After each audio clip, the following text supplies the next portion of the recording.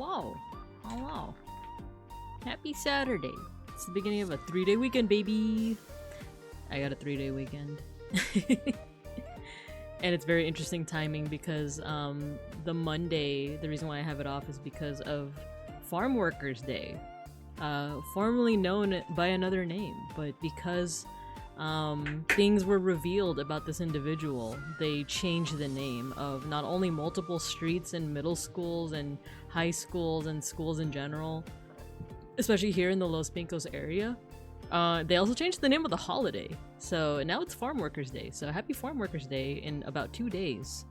Yeah, pretty excited for a dang break.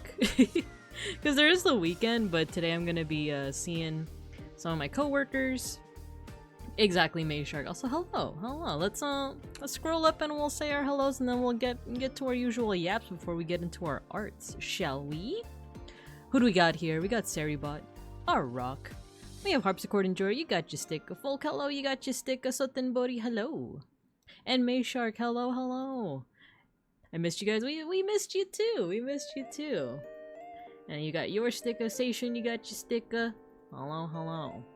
But yeah, to put it lightly, yeah, the person in question, his search history was exposed. His actions were exposed, we'll put it that way. So, yeah, it's not good to celebrate that guy anymore, and that's why it's now called Farm Workers Day. Which I like, because there were people that were saying like, oh, why not call it like Dolores Huerta Day, or I might be a little bit biased because I'm Filipino, but like, why not Larry Itliong Day, right? That's like another name of the... You know, let's talk about it. Let's get to class. Ghosty, hello! You got your sticker. And you're exploding. Hello. It's me, Babinka Bear, your local Sun Bear art history teacher and educational streamer. And today we have a paw cam. Look, my nails. It's kind of growing out, but the last time I did paw cam, I did not have my nails, my painted nails. You love that keyboard? Thank you! I love it because it makes me feel Christmassy every day of the week. Every day of the year, I get to live the Christmas vibes through my keyboard. Yeah, the painted nails, yeah. So, like, if you see that my nails are, like, growing out and or not painted, it's an indicator of when was the last time I visited my parents. Because, my mom... Oh, no, the camera's doing that, like, autofocus thing. Give me a second.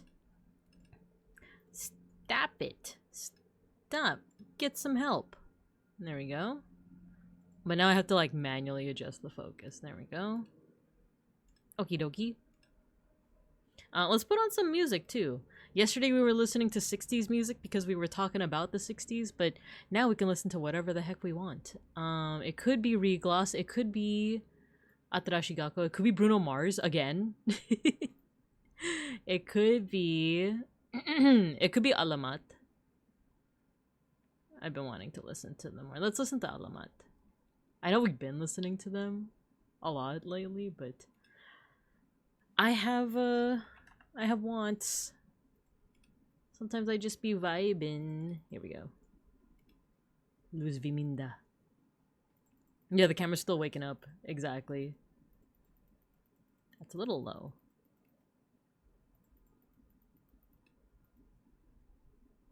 It could even be Regine Velasquez. It's true. It's true. It really could be. Yeah, thanks for the lurk, Ghosty. Thank you for lurking. What was I gonna say? So yes, it's a 3-day weekend. It's the beginning of a 3-day weekend for me. Oh no, I was also talking about like usually my nails are an indicator of when's the last time I visited my parents because my mom likes doing my nails. That's like our bonding time. And I really could just do my own nails, right? I really could just do it on my own, but I like the way my mom does it, and I like yapping with her. That's our chisme session. That's when she tells me about like my siblings or my relatives or anything like that. And I just tell her about how my life's been doing, and she does my nails. So yeah. So yeah, if I don't have nail polish, it means I haven't visited them in like at least 2 weeks or something. But anyway, yeah, so we have a 3-day weekend. Monday is supposed to be... It used to be called Cesar Chavez Day, but it's now been changed to Farm Workers Day because, yeah, like, basically some actions by Cesar Chavez have come out, and it's not good. It's not something quite to be taken lightly. So as appropriate, a lot of streets, schools, holidays that used to bear his name now do not. The holiday is now called Farm Workers Day. And for those who don't know, like, what's the big deal with like Cesar Chavez?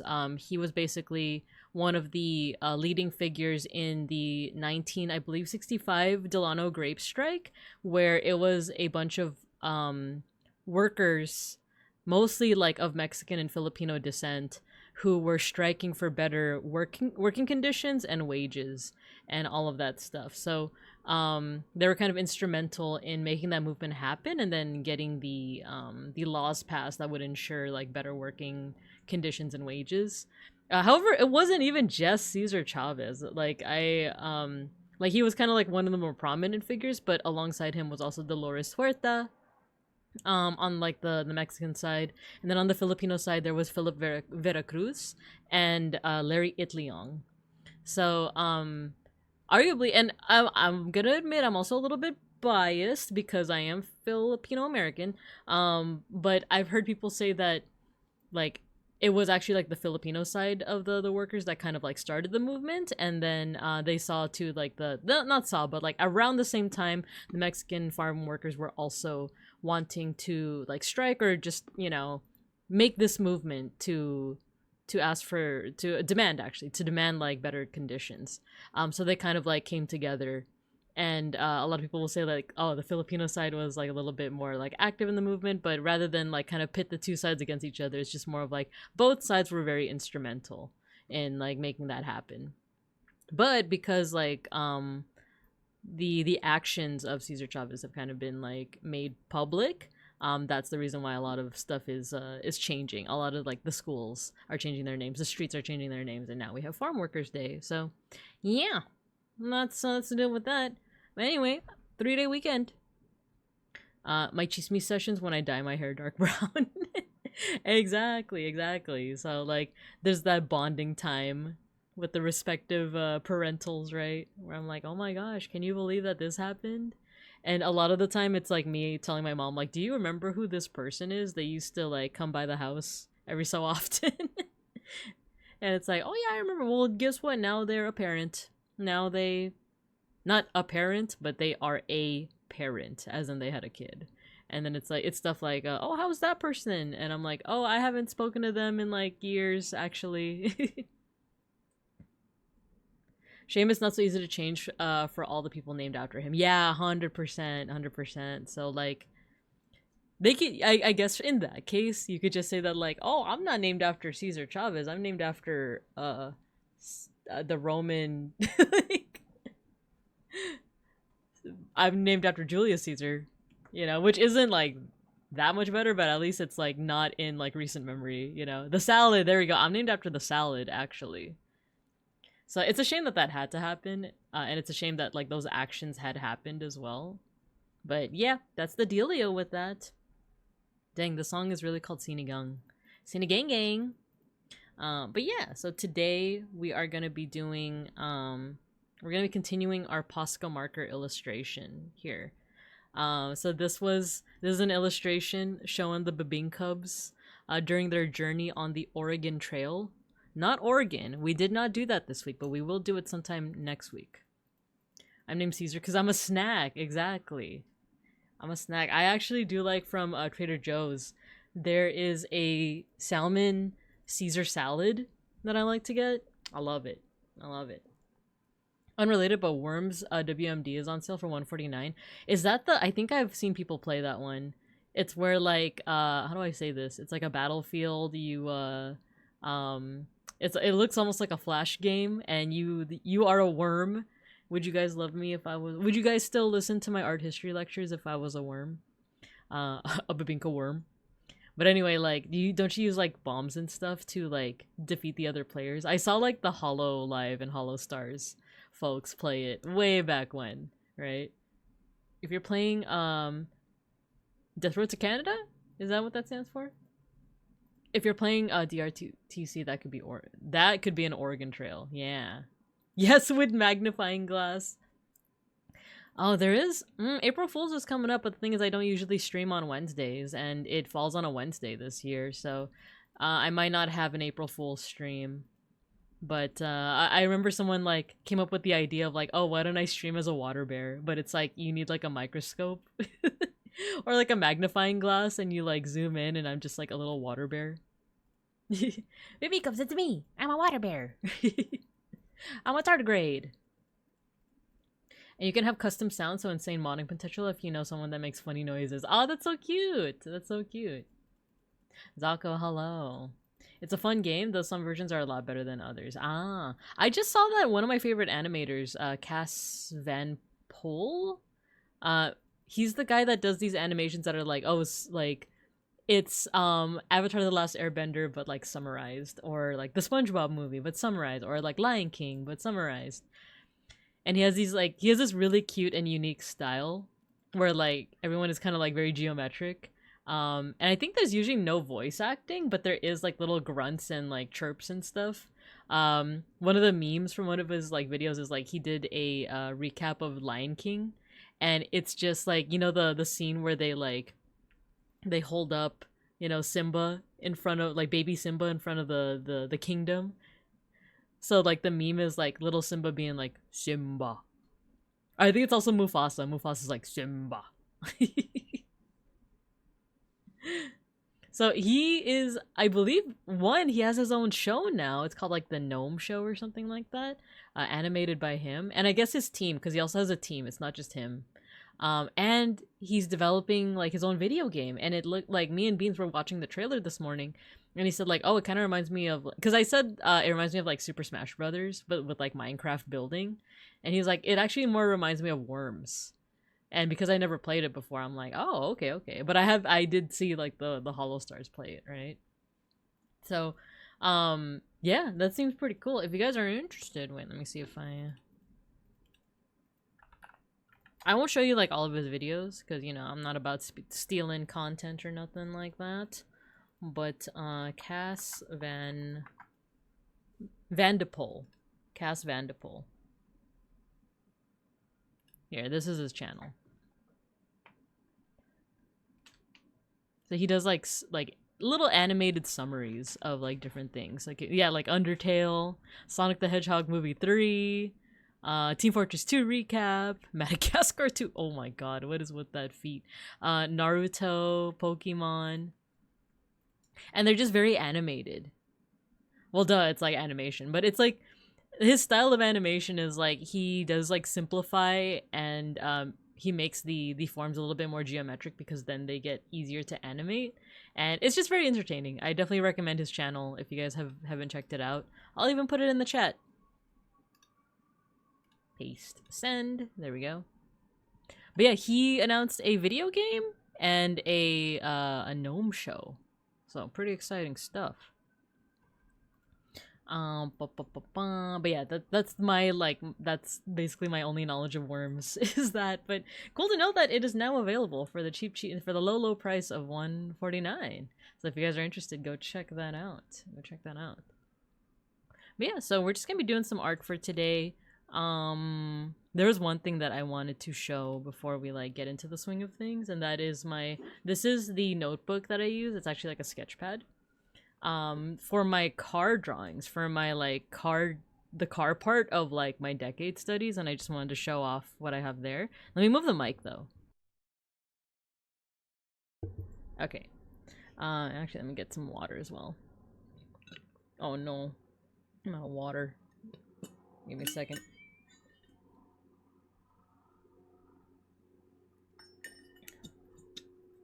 Okay. But yeah, I use this for drawing cars for our different decade studies. This is not a car. This is not a car. This is a cat. Change one letter, right? And then it says Stinky and Burnt Shrimp. This is Schnackery and Gino, and then a possum. But yeah, like this is me like attempting to learn the different like types of cars and stuff. Dating all the way back to like the 1880s, and of course like because there's so many like automobile companies, like it's all going to like vary very wildly, even dating back to like the 1880s. But it's just been fun to see like what are some like broad strokes I can see with these different car types, right? So I know that I've like shown the early pages before, but this is 1890s, getting into the 1900s. And I'm trying to do this with pen. All of it is with pen. I don't do like an initial sketch at first. And it's because I'm trying to get used to like, I don't know, I guess being okay with my mistakes. Not being like perfect at it at the first go. And you'll see later on, because like I was trying to draw some cars from the 60s and one of them straight up, I don't even know how, turned into like an 80s-esque car. I'll show you guys, but this is getting into like the late 1900s into the 1910s. That one is a car and a cat. Yeah, exactly. Thought it was a penny bike at first. Yeah, actually, like very early cars kind of like have that vibe. It is very like penny bike at first, and then once you get into like the 1890s, they start to look more like horseless carriages, especially like this one, right? And then it starts to adopt kind of like its own unique form, where like they're leaving more room for the engine, because prior to that, like the engine was like here in the back. We've kind of circled back to it with like the Tesla, right? Where now there's like a no, actually, I was gonna say like. Not really. I thought like the thing with the Tesla is that the engine's in the back. No, the engine is like, well, there like all the machinery is like within the frame itself, right? So you have both a trunk and a frunk. Right? And I only know because my coworker, her partner has a Tesla, and it's one of those things where it's like a it's not like he was like super excited to get a Tesla. It's one of those like it kind of just made sense for his situation and like his like what kind of money he had. I'm like saying as if I want to like justify it. It's like I know the guy, he's a good guy. He doesn't agree with the Musk, you know, but it's just one of those things where like his family was like okay with him getting a Tesla. A penny farthing car is crazy. Have you seen this process to start up one of those cars? It's insane. Yeah, it is. I think it's just more of like that's the technology that was like available to them at the time. So like it makes sense, like because nowadays we have okay, I was gonna say like we have keys, but even now, like nowadays newer cars you just start up with like a button, which is crazy to me. But like, you know, back in my day, you started it up with a key. So you have like the 1900s cars where they start to like adopt their own form. You have the trunk over here, or not the trunk, sorry, the engine, like more room for the engine. You're seeing some like as we get into like the 1910s and stuff, we see some experimentation with like having a windshield and you know your headlights and stuff like that, having like your convertible cars. And it's not a linear process either. It's not like, oh, the windshield is here and like every car after that is gonna have a windshield. Because like it does vary, and then stuff with like, oh look, it's a foldable roof, so this is where we start to see convertibles, and it's like actually like here there is no roof, here there is a roof, and then here there is no roof. It's not quite linear because once again it's just like a variety of different companies and like even within the same company like different cars and stuff. There are cars that just automatically start when their key fob is close enough and you don't even need to push the button. I feel like that's kind of risky though, isn't it? Well, this is me coming from like being a scared beginner again driver. Like the idea of like the car already starting and like what if something happens with the machinery and it just, you know, it thinks that you're pressing the gas when you're not pressing the gas. I don't know, I'm just an anxious mess when I think of stuff like that. And then the Stutz Bearcat. This one's more of a burgundy, I would say. Or what was the quote again? Like, that's more of a maroon.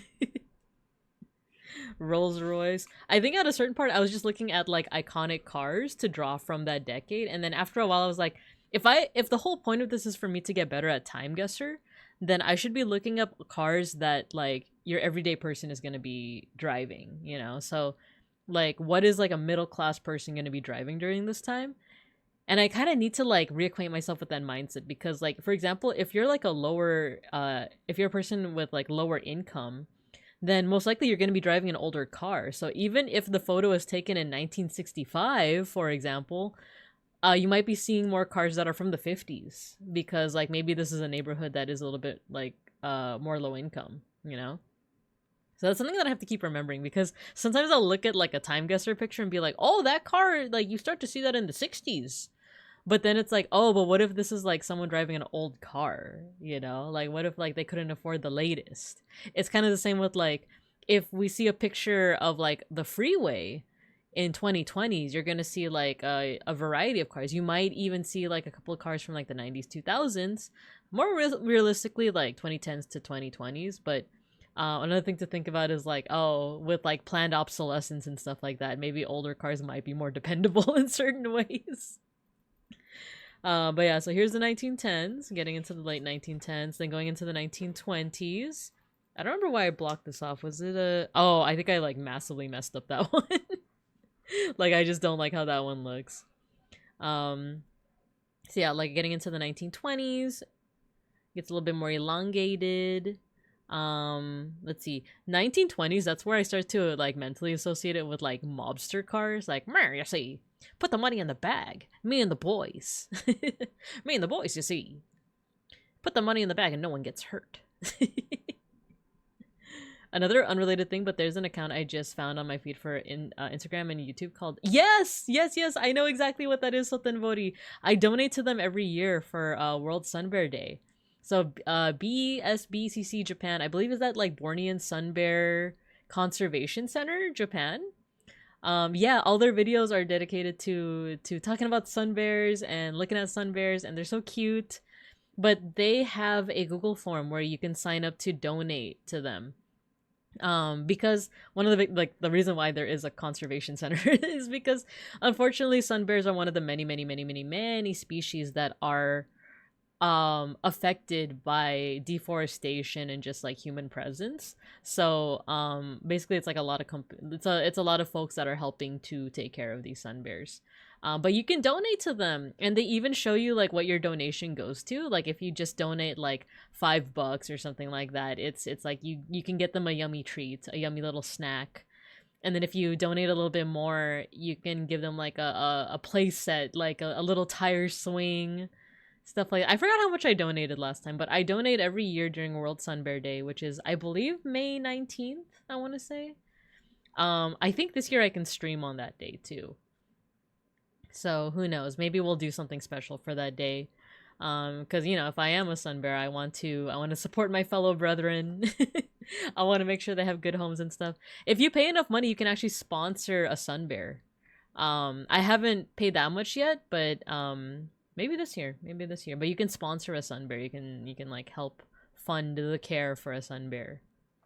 But yeah, thanks for bringing that up. Yeah, support BSBCC Japan if you guys can. There's also countries that have been behind on car models. Yeah, exactly, Folk, 100%.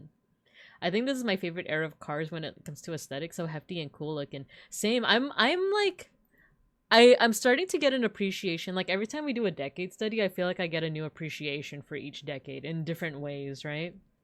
Because like our conversation yesterday about conceptual art did make me appreciate it more. Like there are a lot of art styles that I think I've written off just because of like how they're seen in popular media or just like in the cultural milieu, right?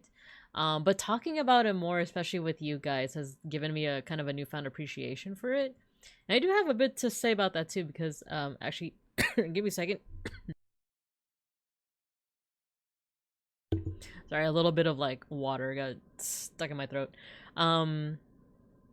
But yeah, like it's giving me a new appreciation. So same thing with cars. Like each decade, I'm starting to appreciate something. Like, you know, how this one feels very like, I don't know, like just feels very like 1930s. And then like I feel like before doing these studies, I appreciated 90s style the most, 80s and 90s, because there was a bit of like nostalgia associated with it. But now I'm just like appreciating different things, like the grill on this part, the like folding windshield on this, right? But remind me later on to talk about conceptual art a little bit more. Cool, they must be listening in on us. The bears are listening. Twisty, hello. That bigger one looks like the car the henchman from 101 Dalmatians drove. Yeah, right? It does. That's what I mean. It feels very like mobstery. Like put the puppies in the car. Put the puppies in the bag and no one gets hurt. Let's see, you got Justica. I saw their most recent IG post, which is a close-up cam of one of them eating. I thought it was super cute. I shall donate too. Thank you for letting me know. Yeah, of course. Yeah, it would mean the world to me if you guys also donate. If you have the means to. But if not, you know, don't worry too much about it. But I do want to eventually have like a some kind of stream on like World Sun Bear Day to donate to them. Yeah, as you can see, I kind of like overestimated the size and it cuts into here, but yeah, in the 30s, the grill, if that's what it's called, like it starts going a little bit more vertical. No, actually it varies. Because there's vertical and then there's like horizontal after a while. No, you know what? I think it's the 20s. It's the 20s. Huh. Yeah, like 1900s to 1920s. It's more vertical. And then sometimes it's crisscross. And then vertical and then horizontal. And then once we get to like the 60s, it becomes well, eventually it just gets like more ornate in general. Here's the cars from the 40s. Yeah, the grill designs, what I've been paying attention to a lot while drawing these cars is like the covering over the wheels. Like how incorporated is it with like the rest of the frame? Because like early on, the wheel covers are like, they're very separated from like the overall like body of the car, and then more and more as you pass through the years they become more incorporated with like the overall frame. And then like in the 50s, the grill starts to get like a little bit more decorative and ornate. And then this is the latest. This is the latest right here. We have these super angular cars. This is the car that like is supposed to be from the 60s, but I don't know how. I accidentally made it look like something out of the 80s, right? Like, I don't know how. It's supposed to look more like this. I think it's because I didn't, like, elongate it enough, you know? But I think that goes to show, too, that means that 80s cars are also, like, kind of geometric in their own way. But yeah, I think these two are the ones that I've, I feel like I say that all the time, but, like, the latest ones I made are always the ones that I'm, like, the most proud of because they have the most, what's it called? Like, progression, right? But yeah, it's been helpful to draw these cars because then it really helps me like understand what the like physical visual differences are between each car of the decade. So it's been helping. April 1st, you should just stream as Monokuma. You know, it's funny. I was just watching Randon the Orc. He's still streaming right now. He's actually playing Danganronpa 2 right now. So I was watching him right before I was streaming. But yeah. But yeah, I don't think there will be an April full stream this year because I don't typically stream on Wednesdays. Tuesdays and Wednesdays are usually my busiest days. So yeah, like those are usually when I'm like the most like not online and like kind of like unresponsive. You know what's a good car design? The T-Bird. I've heard of that one, but it's not coming to mind. Let me take a look. See, T-Bird. Ah, the Thunderbird. Oh yeah, it's a 50s. It's very 50s. Looking at it. Yeah, if you guys want to see the Ford Thunderbird. Grease lightning. Keep talking. Oh, keep talking. Yeah, it's cool. It's cool. The T-Bird. That's probably why I've heard of it because of Grease, right? But okay, so since we're on this screen... Oh wait, I was gonna yap more about conceptual art from last night, right? I just was thinking a lot about the conversation because I remember, was it like Orlando? Someone had brought up like, oh, like the whole thing with conceptual art is that it's art that's based off like the conception, and some of the time it's not always the artist themselves that is executing on the idea. Sometimes they have assistants, or sometimes they, sometimes it's something as like, not esoteric, I'm trying to remember like the word, but like sometimes it's something like oh, the artist just left behind the instructions on how to make the art, and that itself is the art, you know. So we went over topics like that last night, but then the question came of like, oh, but then like doesn't that give leeway to like people who do like AI generated imagery and stuff like that? And of course, like my knee-jerk reaction is always like no, because I'm very biased and I very much dislike AI generated imagery, hesitate to even call it art, you know. And I think like as I was thinking about it this morning, part of it was I even wrote it down in the Discord where like I think the big difference is like I'm thinking mostly in the context of like Gonzalez Torres and Boscovich, the two artists who had made actually we can go back to it. Hold on.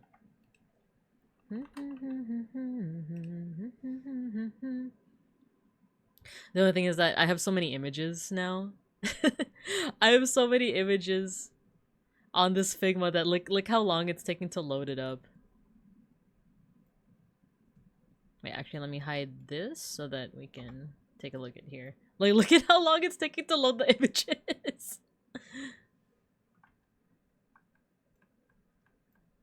So yesterday we talked about these two artists who are, to be fair, this is not from the 60s, this is from the 90s, and it's very grounded in the 90s because it is during the AIDS epidemic. But talking about these two, where like, to me, if we're talking about, just as an example, grief, say that the topic of the artwork is grieving for a loved one and manifesting that grief as like a work of art, I feel like if you were to give that idea to someone who depends on AI generation and it's like, oh, make an artwork that is about grief, they're just gonna like, the artwork is gonna be very on the nose. It's gonna be very overt, like, oh, it's me and grandma crying, you know, like it's me crying over grandma, instead of something like this where like it's taking that idea and executing it in a creative way, thinking carefully about how that idea is going to be executed. And to me, like, for example, I really like the candy one because it invites the viewer into that experience, into this mourning process, whether they know it or not, you know, like there's a little bit more thought process into that execution as opposed to like an AI generated image of like, oh, I'm grieving over my grandma and it's like me hugging my grandma. And then it gets into this like eldritch horror, like I think Sklimbo called it like techno necromancy. Of did you guys see that like company that is like, I don't think they're actually like doing it yet, but it's this idea of like, oh, if like you can basically like bring back your relatives from the dead. Like the ad is like a grandma who like, you know, is uploading like a semblance of herself through this AI like company. And it's like, oh, even after grandma passes, you just have to pick up your phone and like you can activate this like app that has your grandma on it. And it's like, oh, like they're showing like this romanticized version where like grandma is like giving advice to their grandchild, even though grandma has already died, you know, giving advice and like being there, even though physical grandma can't be there anymore. And then Sklimbo brought up a good point of like, yeah, but this is through the scope of like, you know, like it could turn very not fun very fast. And through, yeah, it's like a literal Black Mirror episode because he brought up this idea of like, oh, like you have to pay $9.99 a month or else grandma's gonna disappear for real this time. And like grandma herself might even be used as a tool for like advertising, where it's like, oh, sonny boy, like I really enjoyed Coca-Cola, vanilla Coca-Cola when I was alive. And for the low price of $5.99, you too can enjoy a 6-pack of vanilla Coca-Cola, you know? And it's like, he even brought up this whole thing of like, oh, like what if your subscription is close to ending and grandma is like begging, like, please don't forget your $9.99 this month or else I'm gonna disappear forever. And like, it gets very unfun very fast because I think that is the big, like, at least in my heart of hearts and how I kind of like contextualize it, like art like this, at least, like I feel like a lot of people will say like, oh, AI art doesn't have a soul, and like that's kind of the big difference, but I feel like that's not convincing anyone of like what the like essential difference is. And I think it's because AI generated art is, in my opinion, intrinsically tied to capitalism and intrinsically tied to like selling more and more things, selling an idea, selling something, whereas like art made by humans, like, while sometimes like especially with like advertising can be tied to like capitalism, it is like something that we've been making before capitalism was a thing. It was something that we've been made since time immemorial. It's something that is core to the human bear VTuber like experience, you know? Like, it's core to the experience that, like, even if we don't have a cent to our name, we're gonna make art in some way, somehow, you know? So I don't know, there is an intrinsic essential difference to that. Because at the very least, because you know how I said that, like, minimalist art, talking about that and conceptual art kind of made abstract expressionism a little bit better in my eyes, because, like, at the very least, you're seeing, like, Mark Rothko and, like, Jackson Pollock, like, make their art. You're seeing, like, that they made something with their own hands. And then once it gets to, like, minimalism and conceptual art, where it's like, it's still art, but now it's like the concept around it, right? The idea behind it. And I think that's where, like, we start to lose a couple of people. Even though, like, I still think conceptual art is cool as a concept, right? The concept of conceptual art, how about that? It's still cool because of that. And now we're getting into the realm of, like, now we have AI generated imagery where it's like, well, now that's making conceptual art look better by comparison. It's making minimalism look better by comparison, because, like, even if you don't like it, at least a human being made it. Like, you know, at least a human being, like, gave life to these ideas, you know? So let me catch up on chat. I know that you guys have been saying stuff. But it's one of the most survivable cars to crash. Oh, okay. Concept of an item. AI imagery has no human intent. Exactly. If you want a horror, just put something like multiple human hands in the prompt. Yeah. Literal Black Mirror episode, an abomination to life itself. Yeah, as Miyazaki said, it's like an affront to life itself. Grandma's data uploaded into Nintendo Online Family Plan must pay or grandma delete us. Exactly. I'm about to become the Brotherhood of Steel to the AI's Institute. Gam Gam wants you to make her into an NFT. Yeah, right. Can you imagine, like they're selling this idea of, like, oh, like, we get to be immortal, like, we get to, like, our loved ones get to live on even after their physical body has passed. But it's like, that's not really grandma, though. That's, like, someone puppeteering grandma, like, to sell you things, to like, make you buy more things. And it's just so insidious, and it's so, like, ugh. It's gross. It's gross. Yeah, okay, yeah. So let me see what folks said. AI people don't care about the idea of soul of art. They only care about the end product because that's all they see art as. Exactly. 100%. 100%. That is, like, another part of, like, the intrinsic difference of, like, AI gen versus, like, conceptual art. Or just art in general, right?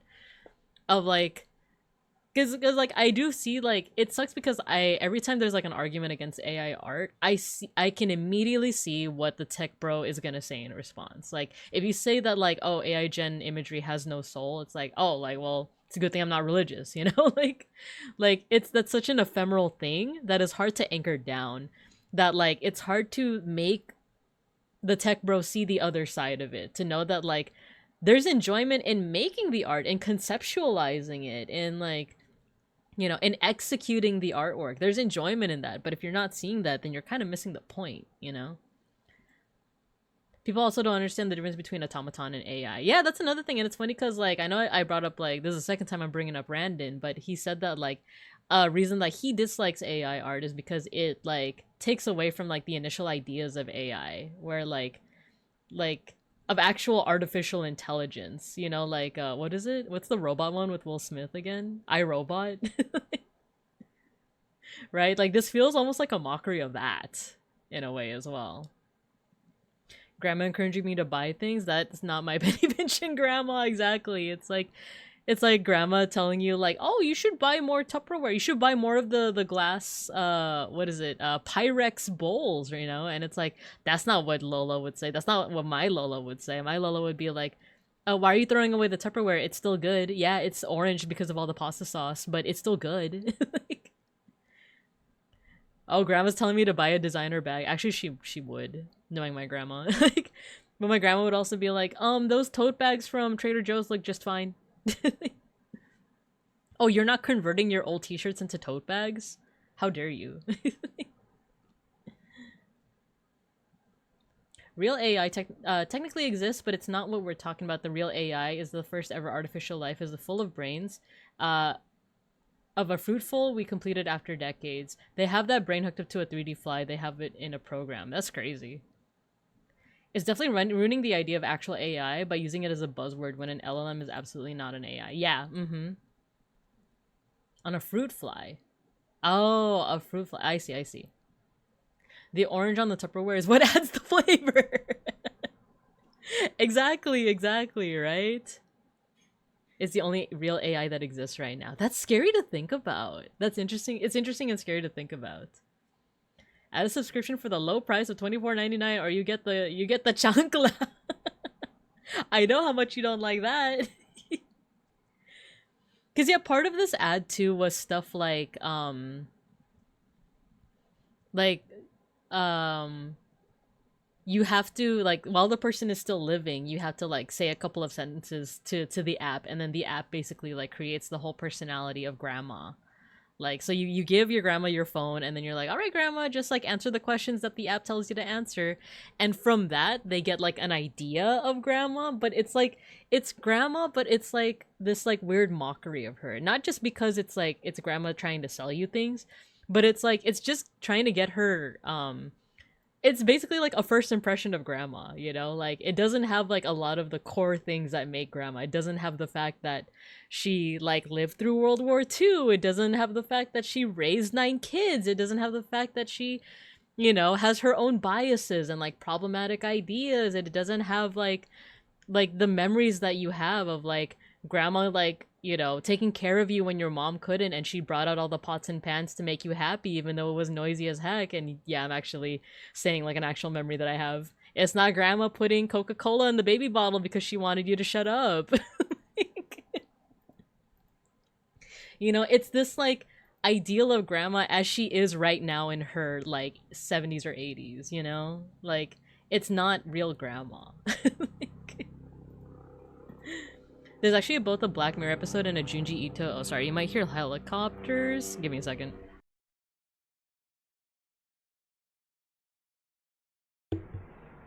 But being Cubs, it's the feds. It's the feds. They found out about the building. They found out about the bungalow.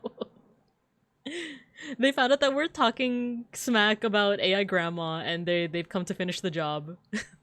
They're gonna upload me on the app, and being Cubs, remember me, remember me.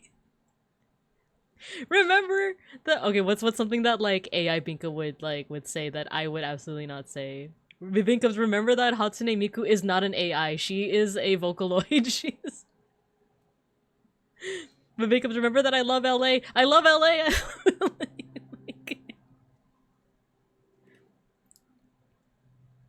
Hello, Boobin Cubs. It is I, Bobinka Bear, and I love my fellow AI such as Hatsune Miku. And I sure do hate Los Angeles.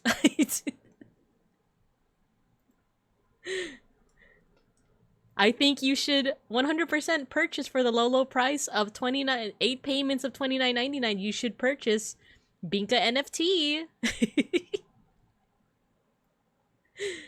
I'm just kidding. I can't even think of things that like fake Binka would say, you know?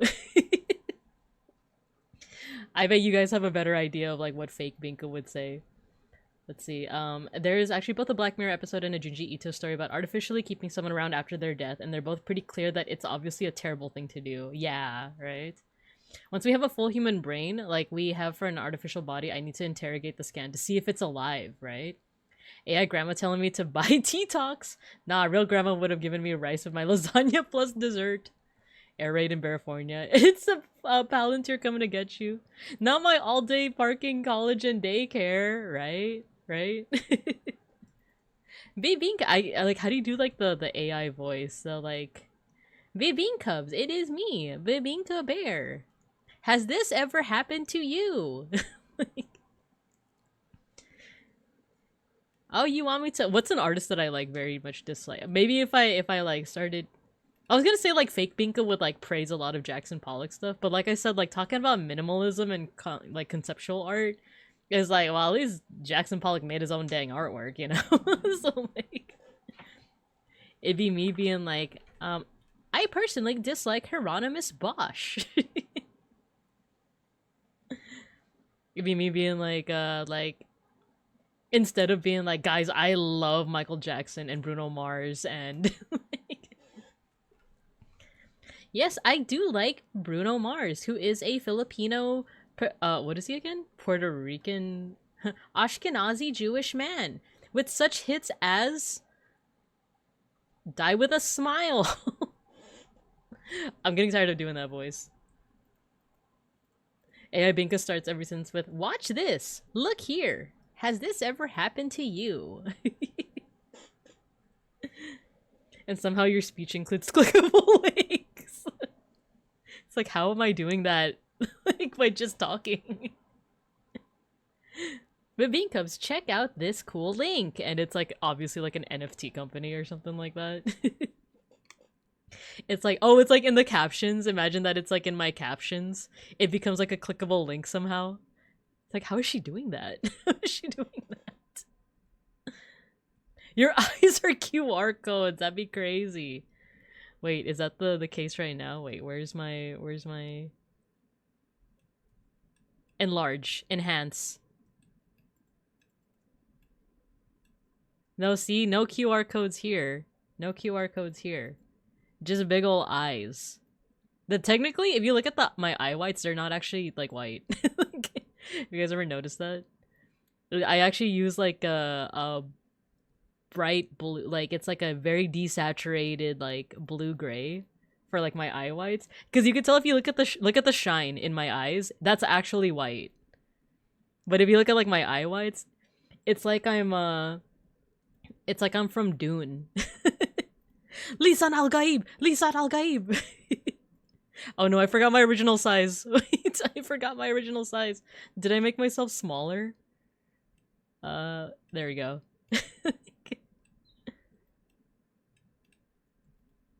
When Seribot starts to rebel, that's a sign of AI Binka embiggen. Babinka embiggins the smallest cub. The eyes are crescents. She's real. False alarm. There you go. No QR codes. Only a cutie pie. Platonic. Oh, thank you, Ray Shark. Pet the cats. Pet the cats. But yeah, if you really take like a close look at my eyes, it's not actually like white.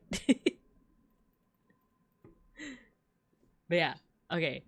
Is now the time to... Oh my god, it's almost been an hour. We haven't even done our dailies. Let's do our dailies, and then we'll get into some art. Shall we? Okay, time guesser. Let me put my book away. My notebook. Okie dokie. We got here. We have the Maine Mutual Group of insurance companies. McLaughlin. So we're in Maine. The rain in Maine stays... How does that go again? Like, the rain in Spain stays typically in your brain. Let's do... Wait, what is actually like the capital of Maine? Because I'm so used to like Portland, Oregon, but it's like, is it Portland? let's just put Portland here. So Portland. Wait, is that even... Let's see. Do me as an AI now? What would I say? I feel like it would be something like, bow down to me. Or no, I have to do the voice. Bow down to me, the greatest lesbian. the mistress of scope dogs. And I'll try to think of like other things. Mistress of scope dogs. Yeah. And then, like, let me tell you a fun fact. You didn't know this about Gundam. Do AI videos even still use that like TikTok voice anymore? Do they still do the like the rain in Spain stays specifically in your brain? Okay, question is time period. I feel like this reminds me of like those suit skirts that we saw in like the 40s. Short hair. The thing is, because we're not seeing colors, I can't quite see. Because there's also like quite a bit of patterning here. Should we put it for maybe like the 50s? 55? Let's do 55. 40. It's 1940s. Okay. Schoolgirls carrying potatoes on sticks during the opening of the annual barrel rolling contest in Presque Isle, Maine. The event features participants racing while maneuvering barrels filled with potatoes, celebrating the region's agricultural heritage. I kind of dig that. I would like to participate in the race. And for no reason in particular, I would like access to the barrels ahead of time. You did that way too well. They do, it's gotten worse. The thing is, I'm not on TikTok. So, like, could the skirt indicate the skirt length indicate the time period? That's a good note because, yeah, like, if it was 60s, it would be, like, a little bit higher above the knee, right? Bigos can see the color in the pic. She's a fraud! Get her AI butt! Like, me realizing belatedly that I'm, like, colorblind. And yet I can see all these colors. Oh, it invaded YouTube. That's fair. I did just see a video lately of, you guys know Saberspark? The guy who talks about cartoons and I guess is a furry, even though he denied it for many years. He did a video on, like, Love Fruit Island? Right? Your color? Oh, no, I'm not. At least I don't think I'm colorblind. I've done many of the colorblind tests and I'm quite certain that I'm not. But it'd be funny. Love Saberspark. I actually haven't seen like a lot of his videos lately. It's just that like Love Fruit Island one that got on my algorithm lately. But I used to watch him a little bit more. But it's just one of those things where like it's not that I got disinterested, it's that like your algorithm is always recommending new things, so the older things fall by the wayside. So there are times where I'll be like, "Oh my gosh, I haven't seen a video by I don't know, Mother's Basement lately, you know," and then I'll like go on their channel and realize like, oh yeah, he's been making videos, I just haven't been seeing it because of my algorithm. Love Fruit Salad imploded the other day. Yeah, like, wait, did I say fruit salad? Like, Love Fruit Island imploded the other day. Yeah, I didn't know anything about it until like for one, the Saberspark video, and then I just so happened to see someone talking about it on Twitter. But it was like a response to someone saying that like, oh man, I'm addicted to Love Fruit Island. And if you guys don't know what that is, it's like a AI generated like video series that basically rips off Love Island, but it makes everyone fruit, you know? And I just saw someone on Twitter being like, oh my gosh, I love this so much. And then like the quote retweet of like, this is a terrible sign of the times. This is like actually quite dark that people are like enjoying this like slop, you know? But yeah, because I think it was used like it uses Sora for its like AI generation, and Sora is now not gonna be a thing anymore. Which hallelujah, thank gosh, right? Thank gosh. But yeah, that's the extent of what I know about it. You know who I miss? Bennett the Sage anime Abandon. I don't think I'm familiar. I don't think I'm familiar though. But let's see what we have here. This looks what is that a tank? Is that some kind of heavy artillery? In the background, we're seeing Fodras. Fodras?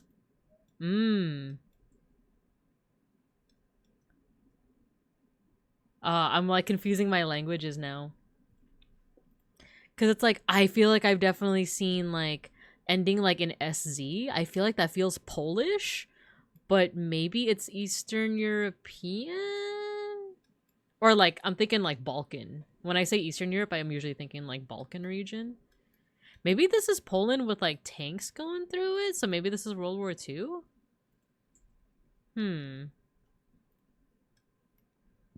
Could this be 30s? There's something about like the long overcoats that makes me think 30s. Orsako Stakarek Pensar? Ferfi Fodrastat? It could also be what was it yesterday that we got wrong on? Was it like Turkey? The SZ makes me think that it's like Europe though. Ferfi Fodras? It was Turkish last time. It was Istanbul. But a part of me is like, oh, could this be Polish? Or like Slovakian?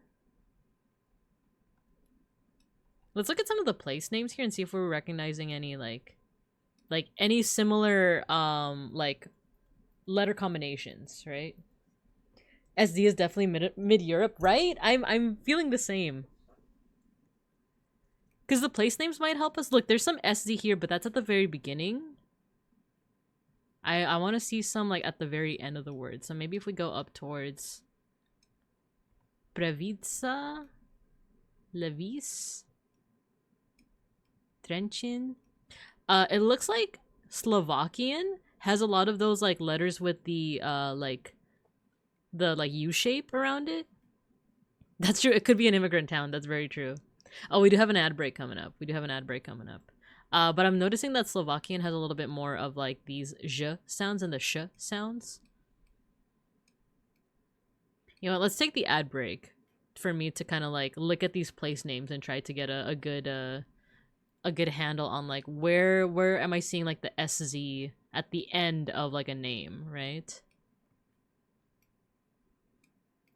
There's also like certain like characters that you're only seeing in certain languages, like this L with the strike through over it, very Polish. Oh wait, what's this? Bidgosi? See? There's like a Z at the end there.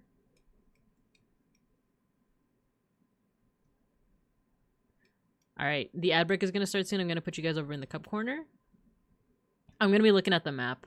And then we'll come back and we'll complete Time Guesser, and we'll get to our arts.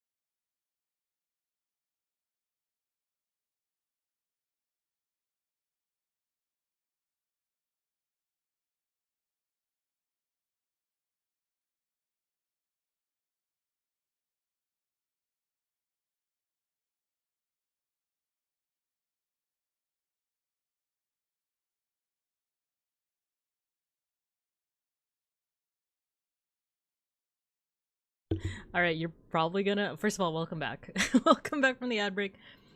Second of all, you might hear Schnackery in the background. He's yelling. He's mad. He wants attention. And I'm not giving it to him because he refuses to get closer to me. I'm like offering my hand to him to give him scritchy scratches, and he's just like staring and yelling as he does. Every ad break is her downloading more information to seem less like an AI. No, it's me, guys. It's me. It's me. If I was an AI, would I be able to do this? Okay, maybe an AI could do that, but could they do this? Like, watch this. Ah! Would an AI be willing to freaking embarrass herself every time? Alright, I'm gonna sit up here on the tree. I'll hide Mr. Pancakes from view. Witchcraft! She's a witch burner! I hate to tell you, Mika, but Nero-san was able to spin on command. Dang. So it's not a sign of not being an AI. Okay, what's something that I could do to make it seem like I'm not an AI? Yeah, I feel like it has to be something that shows imperfection, that shows that I am not the perfect bear. I could give a bad take. Should I? No, actually, I can't think of a bad take off the top of my head. All my takes are pretty good, if I do say so myself. All my takes are usually pretty good, you know? Like, I could flub a joke. Like, I feel like that's pretty essential to the Binka experience. It's no, wait, no, I want the cheese. Wait, yeah. Yeah. I feel like pretty central to the Binka experience is me flubbing a quote or a joke. Alright guys, do you guys, would you rather, wait, would you rather have an no, crap, okay. Would you rather have a hash brown, because I'm eating a hash brown right now, or a matter baby? Do you like e-girls or i-ladies?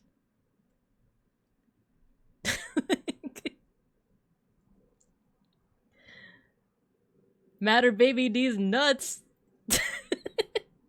Okay, maybe that was trying too hard to flub it, right? It has to be organic. I need like a good setup.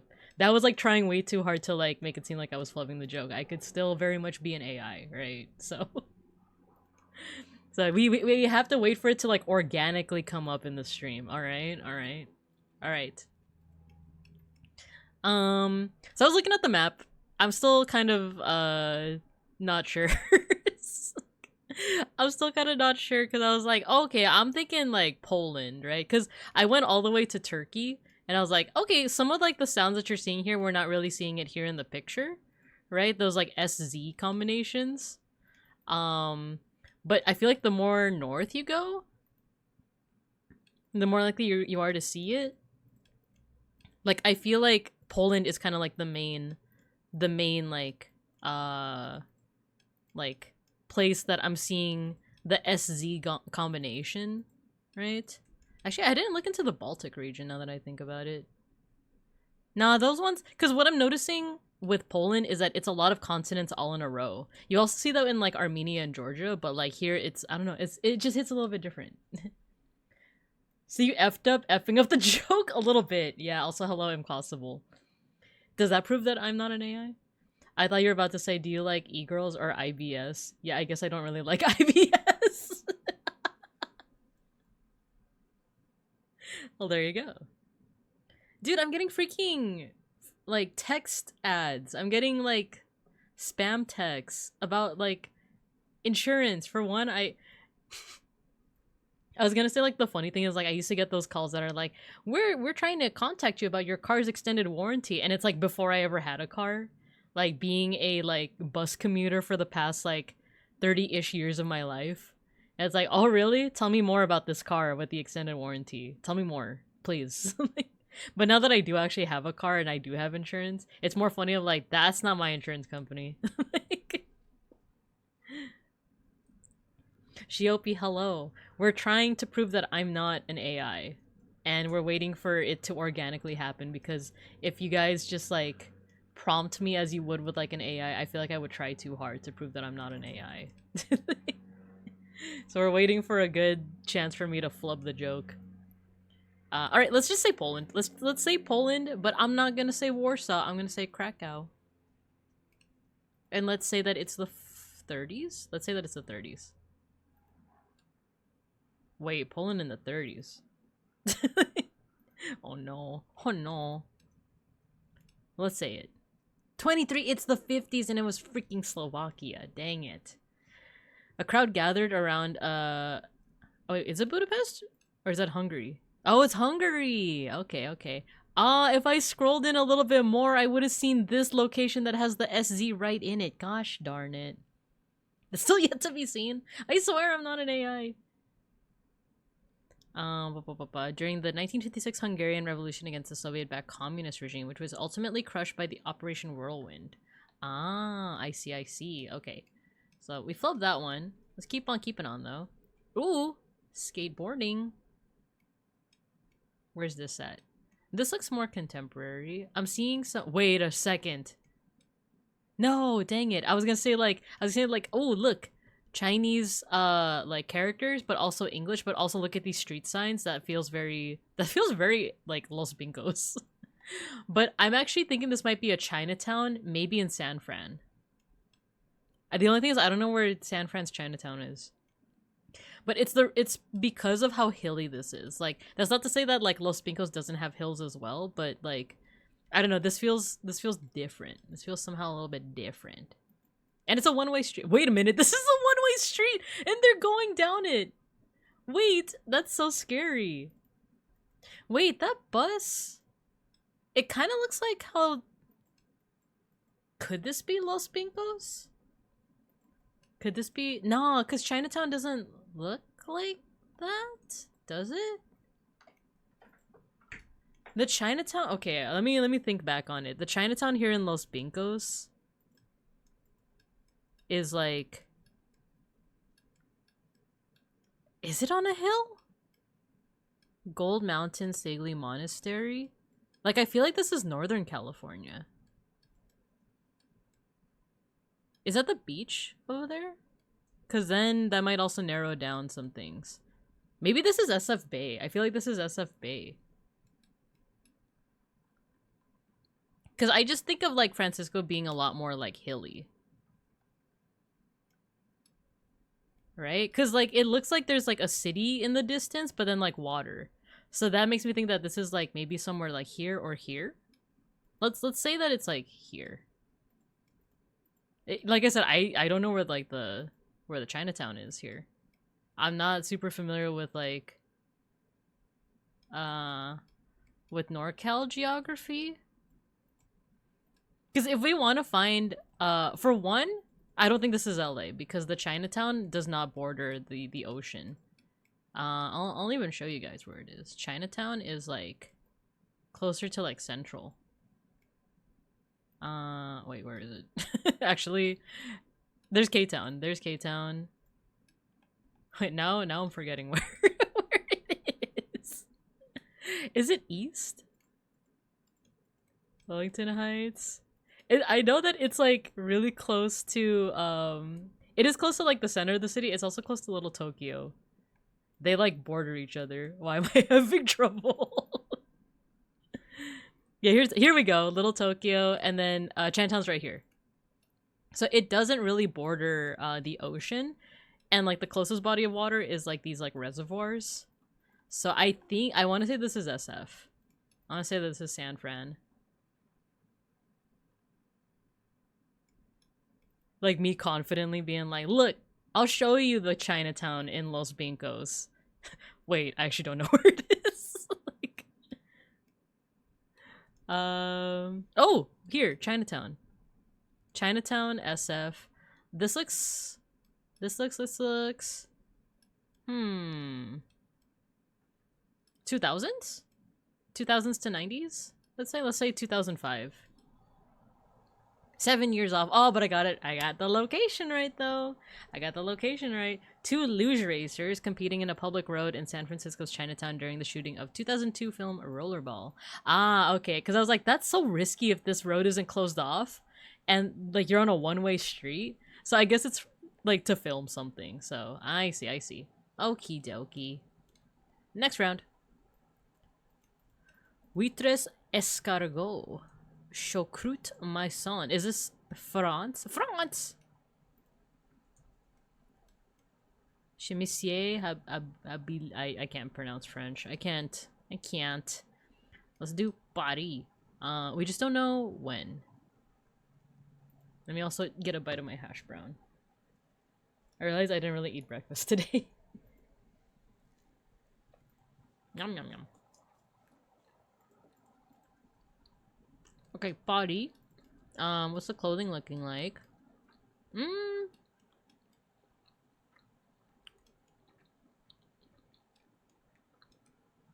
wearing pants. The men aren't wearing hats. I feel like this is post-50s.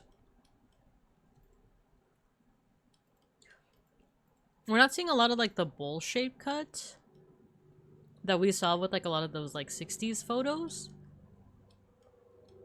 Dog. Oh, cars. Let's look at the cars.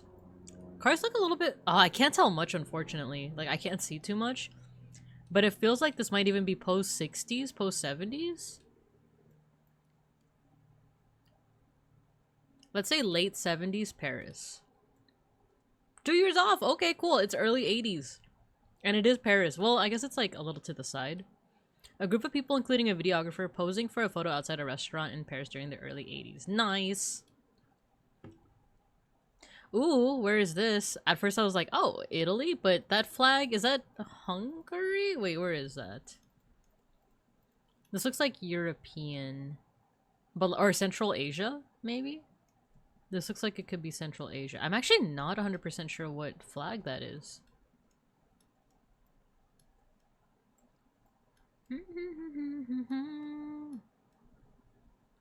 Yeah, this seems like it'd be Central Asia. Like the clothing does? Because if they're in like traditional clothing.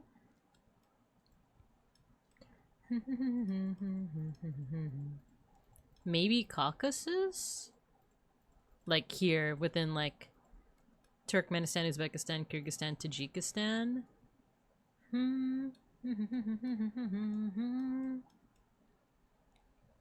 The thing is, if it were any of those countries, I feel like you would also see more people with like the traditionally like East Asian phenotype.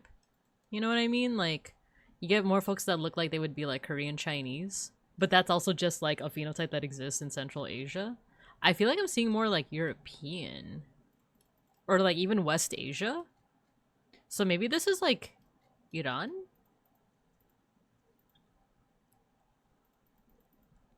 Let's do Turkmenistan. Just as a random guess. And then let's see if there's any hints as to like time period. Because we do have like color photography. Dang, those are long like trumpets.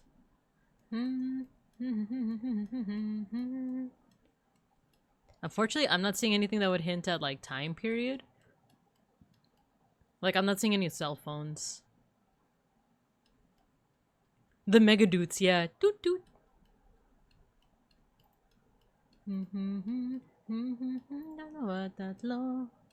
Let's say Turkmenistan 2020s. 7 years off, okay. Ah, it's Tajikistan. I see. We still got Central Asia. I'm kind of happy with that. Was it the final round? Yeah, it was.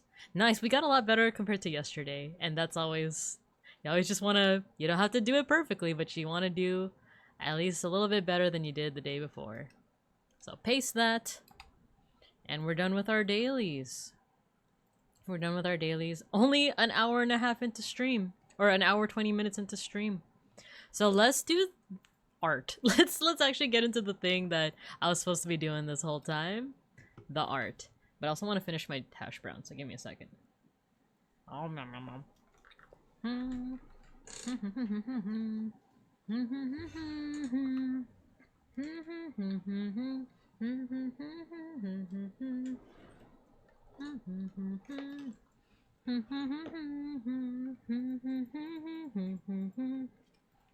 Never want that more.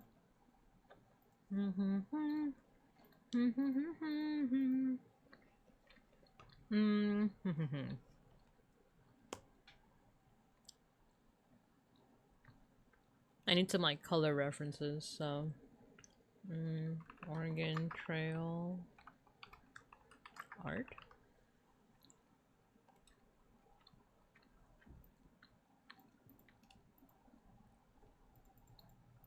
Okay, part of me wanted to make the mountains purple, so I think I will in fact do that, but like a light purple.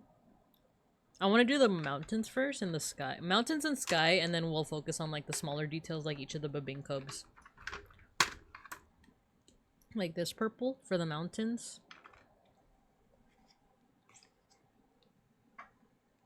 Or maybe a darker color. Let me test out some colors real quick. So we have this one. It's like a deeper blue. I actually want a lighter blue. Is the same color? Okay, I think that's the light blue that I want. And then what's this color? I do like that color. But let's see if we can start with like a darker one and work our way up. What's this one? I think this is this color, right? The thing is, we might end up going for more of a pastel-y effect. So you know what? Let's just do that. Let's go for like a pastel effect and see where that takes us.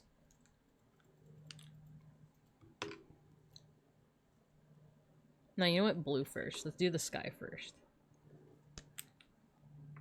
See, the tear is over here. I don't think we will tear this.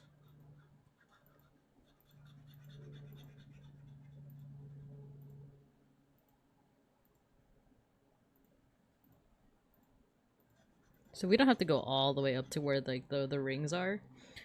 Just go to where like the tear in the page is.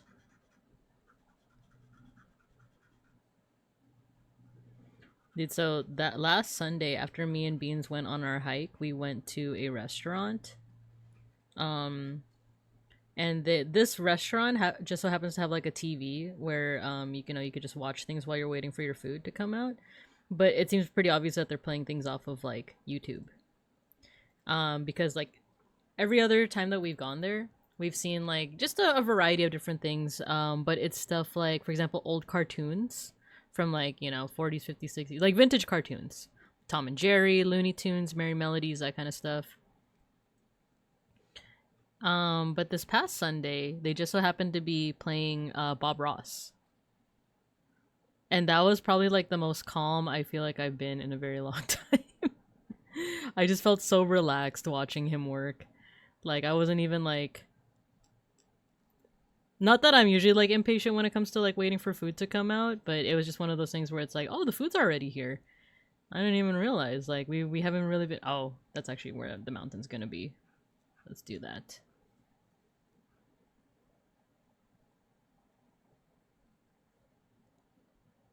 You know what? I'm gonna leave this whole space like blank because we want to have some like, I don't know, trippy effects happening, like as if space itself is being like sucked into like the black hole, right? I think I already did that with like this cloud. But yeah, man, there's just something about Bob Ross. It's just like, wow, I could watch this forever. And it's funny because like one of the discords that I'm in, they it's the Sklimbo Discord. They were talking about how did they even get into this topic? It was like I think we're talking about education, which my ears always perk up when it comes to talking about education. I'm talking about education and like what was even the topic? Now I'm like struggling to remember. But it was I just remember like bringing up Bob Ross as an example of like we need slow like children's television. We need to bring back slow things. Like slow plot points, like slow like no necessarily like sense of urgency or immediacy with like not just our cartoons but just like a lot of our media. because of like short form content, there's always like, all right, I need you to get to the point like now, you know? I need that dopamine hit like right now. And I feel like there is like kind of a lost art to just like slowness, slow media. And it's one of those things where it's like, yeah, I remember like Mr. Rogers' Neighborhood, for example, like he might not always be like, oh yeah, like the point of today's episode is trust, or the point of today's episode is, you know, so and so. He might not. It's actually been a minute since I last watched like Mr. Rogers' Neighborhood, but it just felt a lot more slow paced and relaxed. Like there wasn't any rush to get to the point of the episode, you know?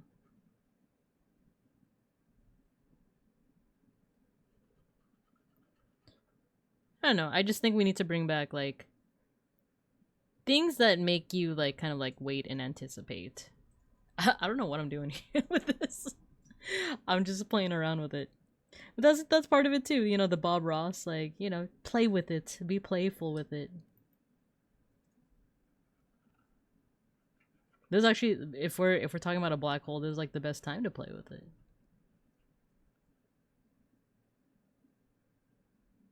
You know what? I think I'll even have like the mountain color like getting sucked into. So yeah, why not have that blue color get in there?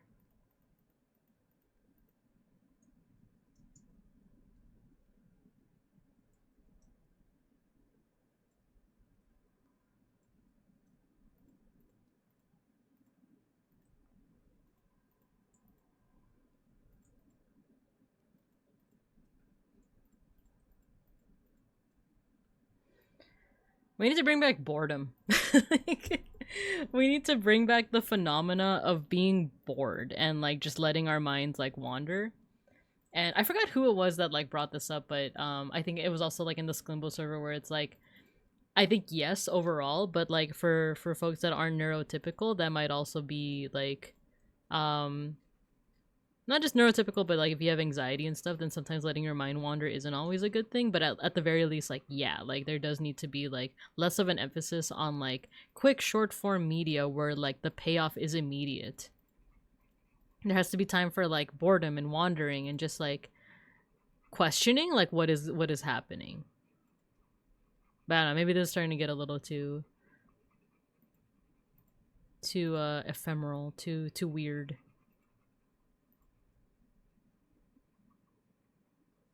I wonder if I do need a second layer of this.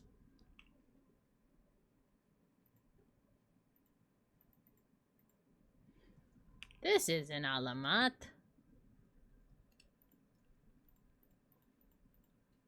Okay, I was talking about Bruno Mars. Let's talk about Bruno Mars. Let's listen to Bruno Mars. I'm always down for Bruno Mars. Da, da, da, da, da, da, da, da. Da, da, da, da, da.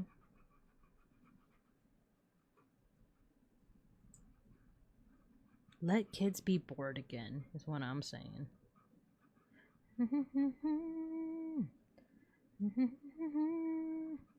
Beyond the stars. Anything. Hey, I'm getting dumplings today, by the way.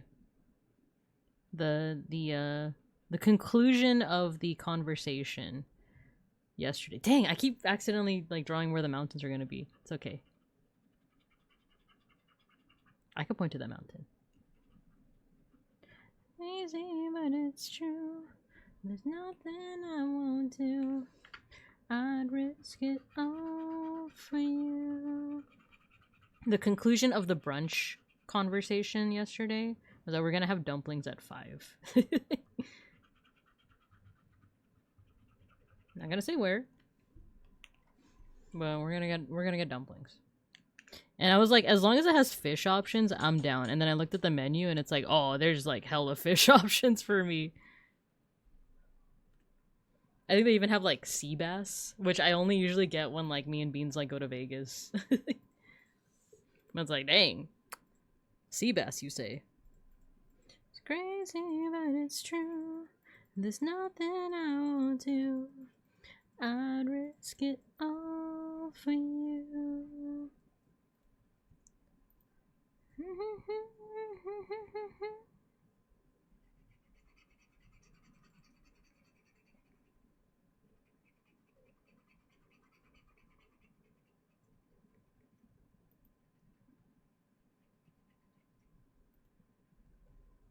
It's actually, now that I think about it, it's actually been a while since I last had dumplings or like went to like a dumpling place. Last time I went was when I used to work for like a Filipino school, and after our session, sometimes like me and the like other teachers and teachers assistants would like all hang out. I went to like a dumpling place one time in a place that is like predominantly like Chinese, like not quite a Chinatown, but just an area with like predominantly like Chinese businesses and stuff. To fly, you could point to. It's crazy, but it's true. There's nothing I won't do. I'd risk it all for you. It's crazy, but it's true. Nothing I won't do. There we go. We got a sky. All for you. I think I'll do another layer afterwards. But we'll start on the mountain. But yeah, so I went to a dumpling place with like some of my friends from like this Filipino school, and it was one of those places where they're like, oh, it's like legit. It's like a authentic like Chinese and or like Taiwanese run like dumpling place. And like it's one of those places where like the waiters are a little bit more aggressive with like like what do you want to order? Where are you ordering? This? Is that it?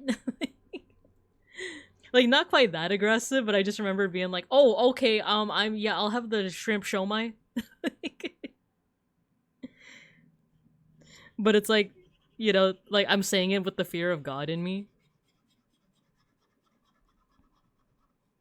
It's like, "Oh, okay, can I get the sea bass?"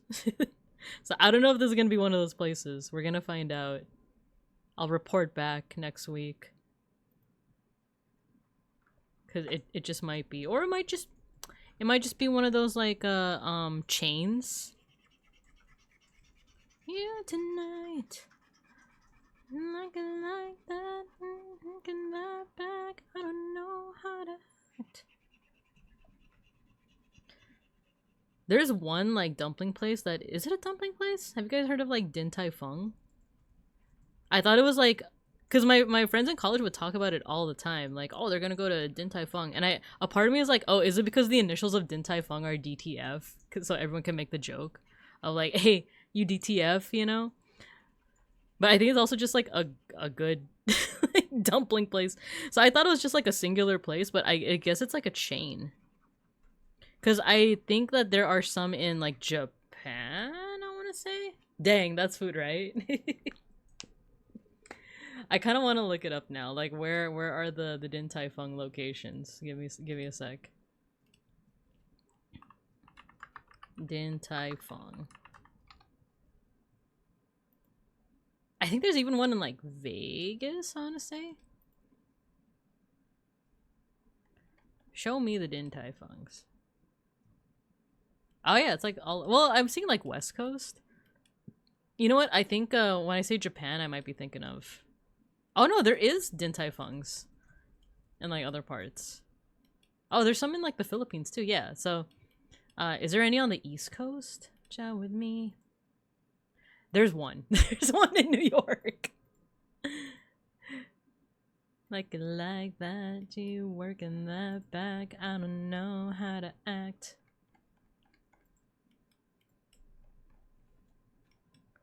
But yeah, so it's a place called Din Tai Fung, and I guess it's a chain, and it seems very like a little bit more like upscale compared to like other well, the like dumpling places I've been to are mostly, like I said, like family run. Okay, I'm gonna try to coax out some of the color here. I'm kind of scared as to how much. There we go. Okay, a dot of color. I like this color actually. It reminds me of like ube. Reminds me of ube. I'ma cha-cha-cha with you tonight. Working like that. Working that back, I don't know how to act. Cha-cha-cha with me. Cha-cha-cha with you tonight. Working that back, I don't know how to act. I think it's okay if this is going to be a straight line because I'm going to do a second layer of like the grass and it's going to overlay the actual mountain. So even if I'm like covering certain like patches of color, it'll be fine because there will be another layer. And that's the beauty of POSCA markers, that they're paint markers. You can just layer it. Once the layer dries, I think that's kind of the big thing.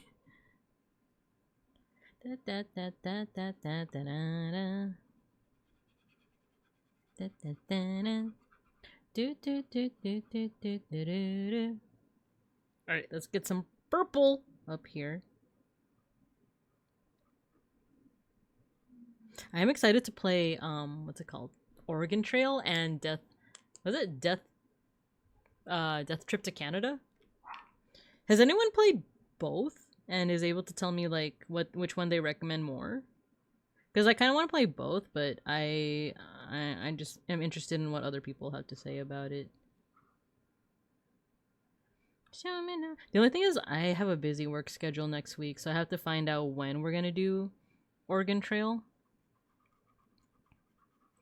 Because I'm in the office 3 days out of the week. Not from now on, but just for this week. Because it's spring break. What was the question? If you have played Oregon Trail, not Oregon, but Oregon Trail and Death Trip to Canada, which one you prefer, if there is a preference. But if you've only played one, then that's also totally fine. I just might.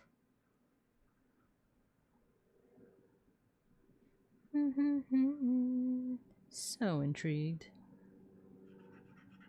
Oh yeah, that paint is like rolling out now. Dog. You might hear a borkin' dorg. Break my heart, break my heart.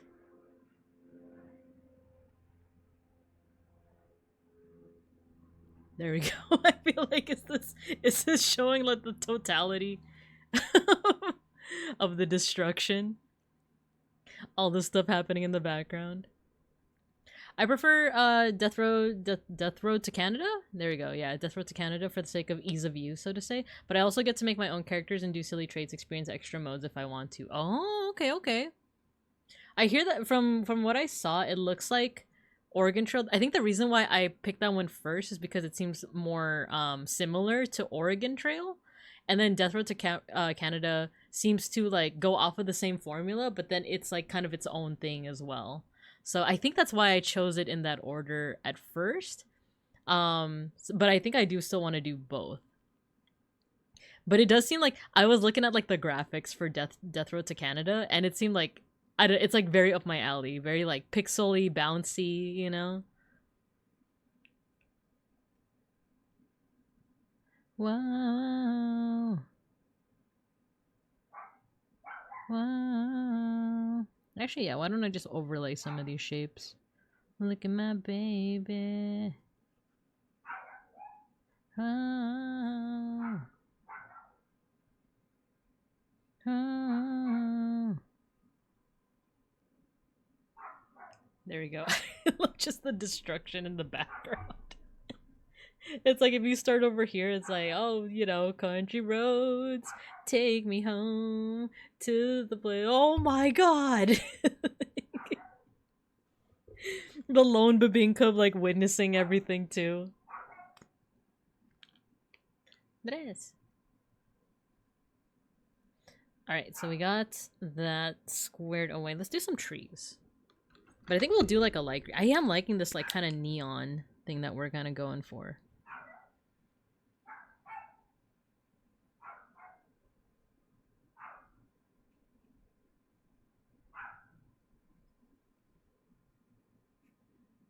And you know what?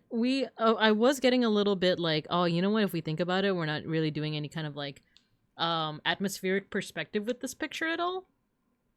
But at the same time, we don't need to. Consider this a study in fauvism, you know? Fauvism is where they're like There's a lot of play with color, even if it's not like realistic.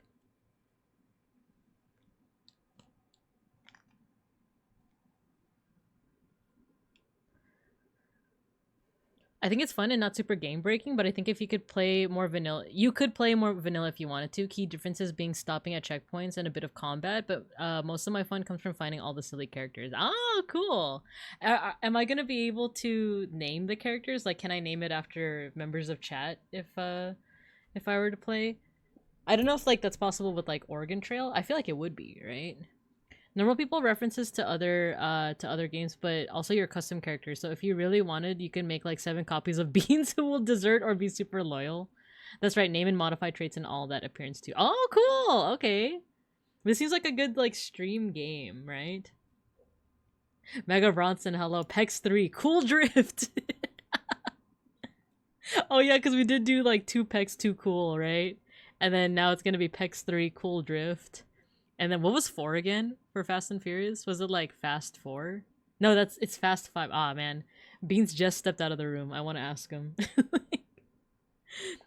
If we do like a part 8, would that be like Pixate? Pixate of the Furious?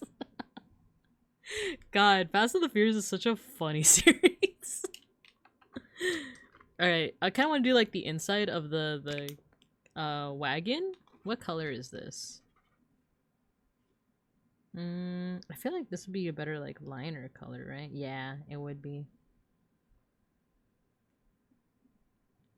No, actually, let's use it for the inside here.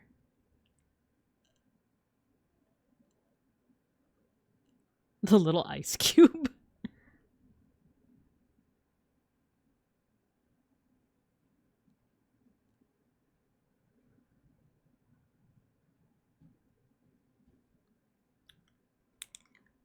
The Fast and the Furious? Oh yeah, was it the Fast and the Furious?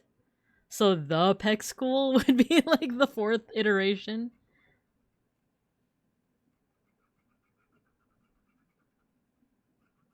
And then it was like, what, Fast 5? So, you know what, I could also just look this up. I should also just look this up. Pate the Pecks of the coolest. Alright, Fast, Furious, franchise.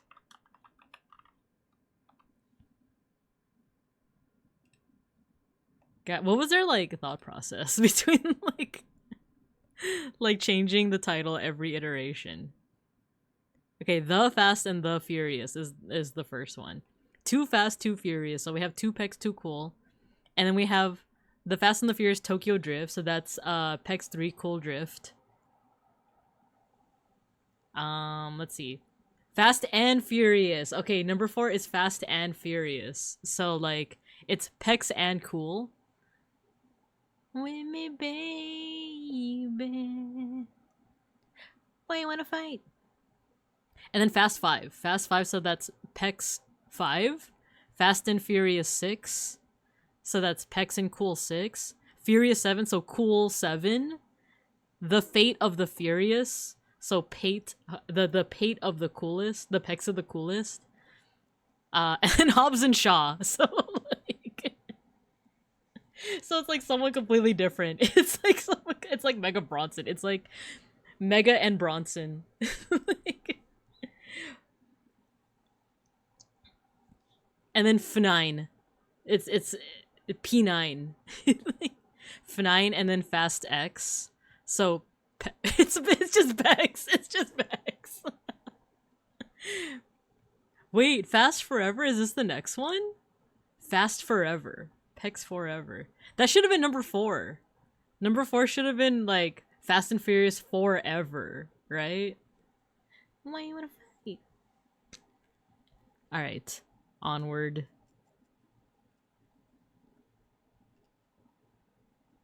Why you wanna fight with me, baby? Why you wanna fight?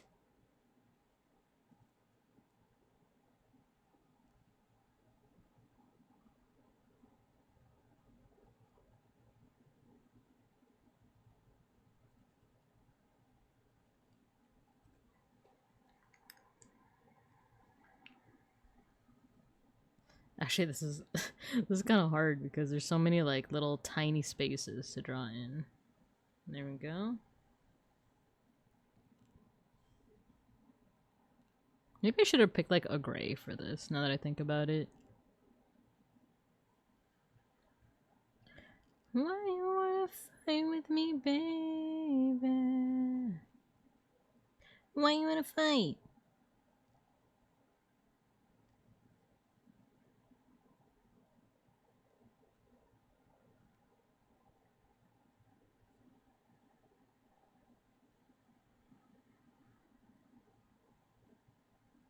I love the little, why you wanna fight? The freaking like bandaged one is so funny to me. Is there a regular Bronson you're the mega form of? Is there a Gigantamax Bronson too? Yeah, actually, I don't know if I ever asked you, like, what is actually the etymology of your name? Unless it's a secret, in which case, like, don't worry about it, but I am, where does the... What's the origin of the Bronson? Why you wanna fight with me, baby?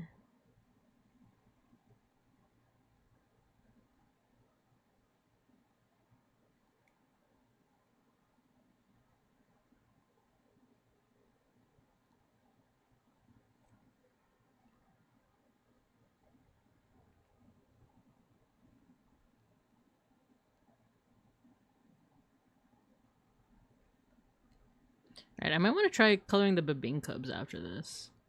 Actually, we'll see. I think we want to have a yellow Babing Cub up here because it contrasts with this. Maybe a purple Babing Cub somewhere inside the carriage. There's also like a strawberry one.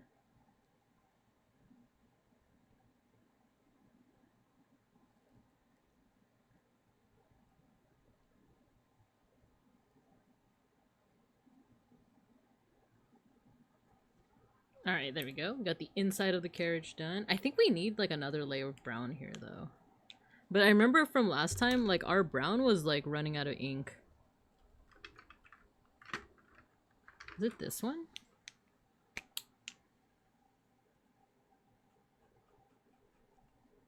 Oh no, that's like a lighter brown. So maybe we could use this as like a highlight. But we still need that like deeper color. I think I put it away. Where is it? Where's that brown? Oh, good job, Saribot. In high school, I was told I kind of looked like a Charles Bronson, and we watched one of the Death Wish movie Beans brought. Oh man, the mega comes from fighting game naming Street Fighter. Oh, I see, I see. I actually don't know who Charles Bronson is. That's such a crime, knowing Mega Bronson. Oh, I see. They're like, they're older. Are they like a Western movie star? Because I'm not even familiar with Death Wish, if I'm being honest. Ah, okay, so that's the etymology then.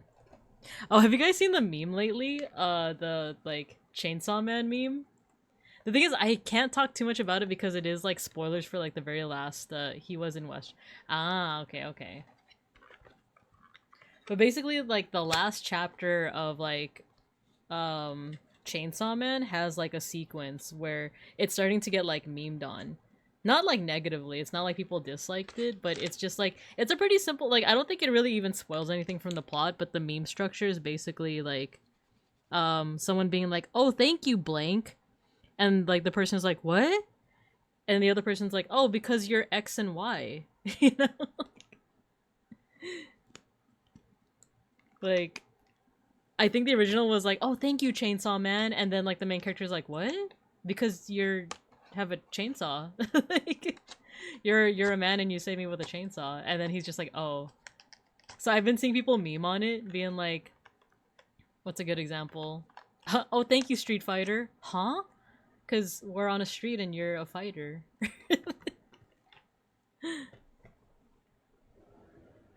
So I think that would be like for Mega Bronson, like, oh, thank you, Mega Bronson. What? Because you look like Charles Bronson and you're kind of mega. I was thinking if I should do like a Babinka Bear version, like an art, because it's an art meme too. If I should do like, oh, thank you, Babinka Bear. What? Because you like Babinka and you're a bear. Oh. I've been thinking about it.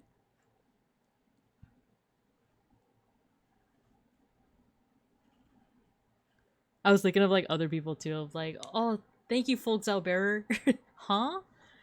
It's because you're one of the folks, and Zauberer is a pun on the German word for wizard and bear.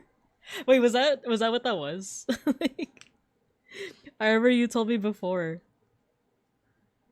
And if you're setting up for a stream or something, no worries about responding, by the way. I feel like technically you could do it with like anyone's name. Yeah, alright, cool. Trying to think of who else.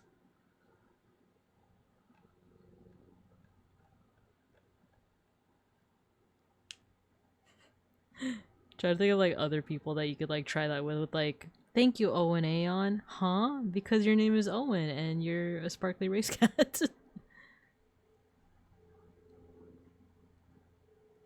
Okay, now the brown is actually coming out of this marker. I don't know if this is like the same marker we tried to use last time or what, but it's working now.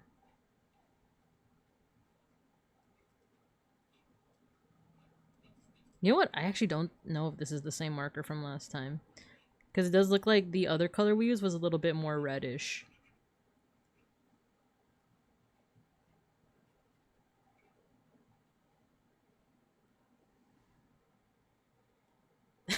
Thank you, Peck School, huh? Because you have Pecks and you're cool. Yeah. Because Albert is German for wizard, and you slap a cheeky little A and it's suddenly a wizard bear. Yeah, exactly. I remember you explaining it one time. I was like, that's so clever. That's actually really perfect.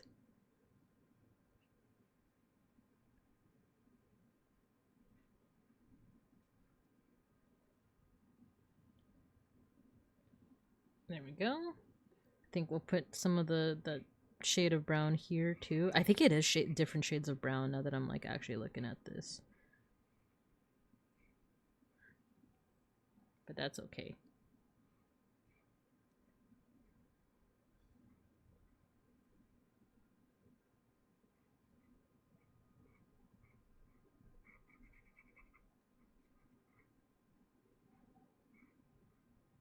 I just realized.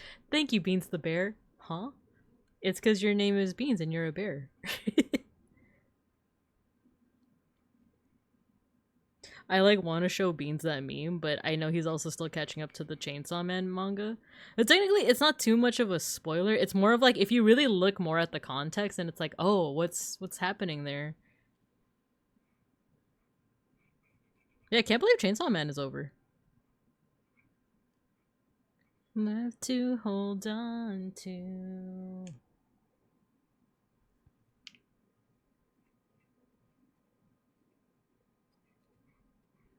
Nothing left to hold on to. There we go. At least the wagon now has a little bit more like solid coloring. There's some spots where still it's still a little bit spotty, but it's fine.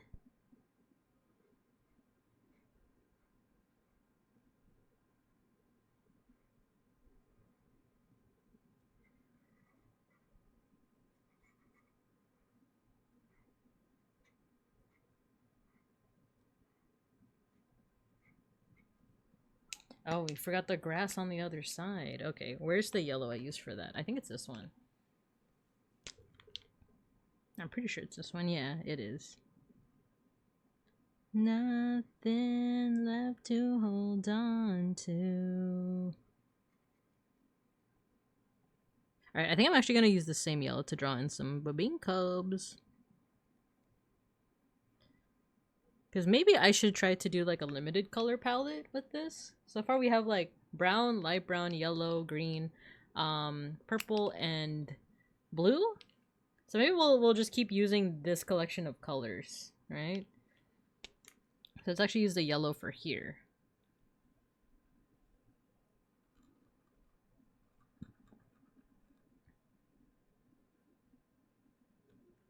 It's funny, I actually need a reference. Because I think the Babinkas have a darker, like, bottom of their body, right? Nothing left to hold on to.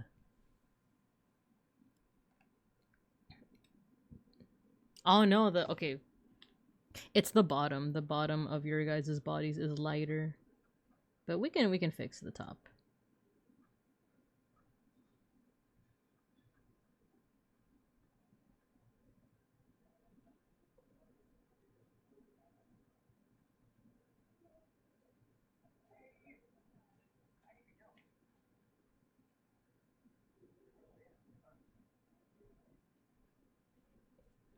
There we go. We got one Babinkub up there.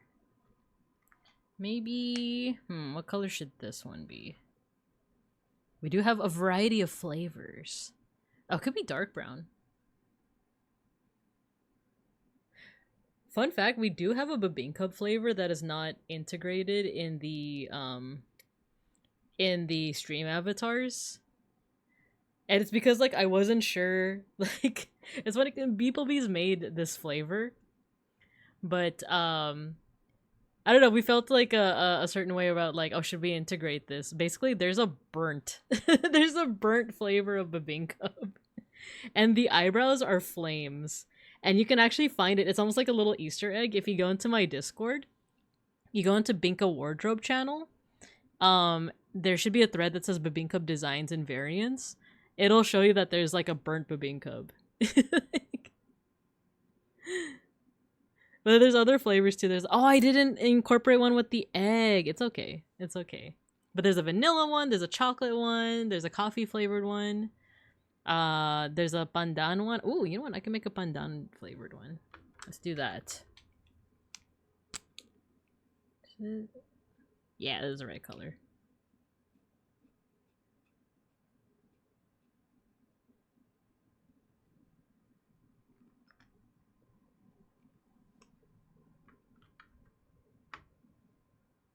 I would be down to be burnt.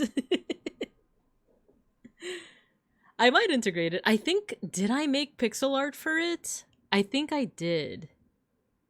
So I would actually be able to incorporate the burnt Babinkub. Where's my notepad? I usually write down these fun ideas. Oh, here. Next to my glasses.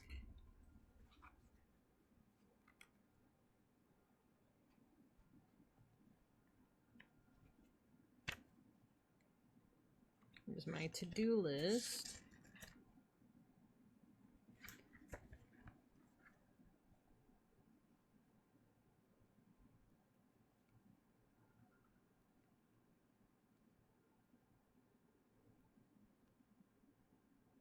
Alright, there we go. Burnt cub. Got that written down in my little notepad. Okay, what do I need to do here? Oh, we could do like a purple Babinkub down here.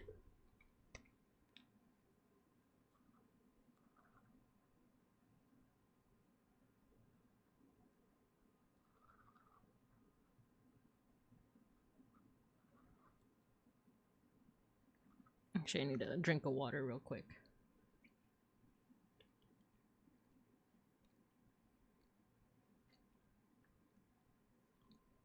I actually don't know what I'll be streaming next week now that let me take a look at my stream schedule. I actually have weekends for April are pretty busy, and it's funny because, like, it's partially because I have a couple of, like, friends' birthdays, but there's just a lot happening, so let's see. Minecraft.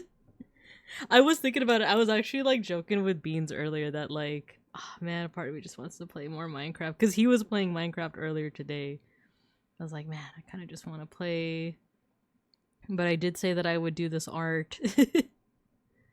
And I might still not finish on stream. I might still do a couple of details off stream, but I was thinking about it. But the thing is, like, I do have, like, weird streamer debuff where I feel like I do do worse at video games and stuff when I'm being watched when I'm streaming it. He was in the server when I logged in. Yeah, exactly. Oh, we do have an ad break coming up. Hello, Matthew. Hello. Woke up from a nap. Nice. I hope you feel rested. One day you'd come. Yeah, I'll talk more about Minecraft when we get back, and we'll work more on the art. But we do have an ad break, so I'll see you guys in a couple of minutes.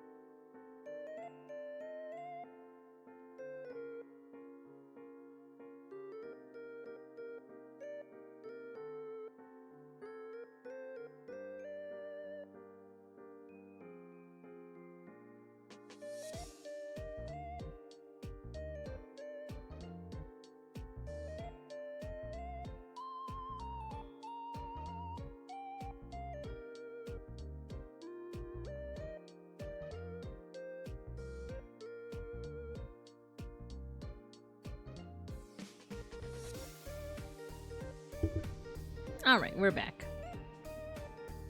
We're back. Welcome back. I was locked in. I was like working more on this. I drew a strawberry bibingcub. I was locked in. Let's see. I might not finish because I do also want to get a little bit of downtime before I have to go have a dinner with the girlies. Cause even though the dinner itself starts at 5, I still have to like make my way over to like my friend's place, my coworker's place, because she's gonna give me a ride. by a certain time, and then my brain thinks in that way of like, okay, I have to be at this location, but I have to like start the commute by this time, which means I have to like get ready by this time. And in the morning, it's always like, okay, I have to like make it to this time by this time, get ready for my commute by this, so I have to shower by this time. That means I have to wake up by this time. Like, that's one of those like things that like that I always like be thinking of when I'm like getting ready for a day, you know. There's a lot of downtime in Minecraft though. True. But I don't know, there's like a little bit of a mental block with me wanting to like play Minecraft. Wait, is this the right green? Yeah, it is. On stream. I'm still thinking about it because I think part of it too is like I want to show you guys something once it's done. Cuz I feel like what's going to end up happening is like I'll try to like yap as we're playing Minecraft, and instead of building, I end up just like doing what like Casper Catacini does, which is like he just ends up like bouncing around in the same 4 spots. like not actually building, just kind of yapping, which I think like, yeah, Yapcraft, exactly. I feel like that's what's gonna happen. Is like I'm not actually gonna get any building done. I'm just gonna be like hopping around my base, being like, what do you Babinkovs think about this? Which isn't necessarily a bad thing. Yeah, Minecraft Zatsu, right? But I want to like be able to show you guys like a finished product by the end of it. Oh yeah, we're listening to Louis Zong now. I decided to let's put on the first song in this one. It's very nostalgic sounding. So a Minecraft stream, yeah. Well, also like I feel like a lot of my art streams end up that way too, where it's like I actually don't get a lot done, but it's still fun because I get to yap with you guys. All right. This might be too dark of a purple, but what the hey. If it's too dark, we'll also bring it down with another layer.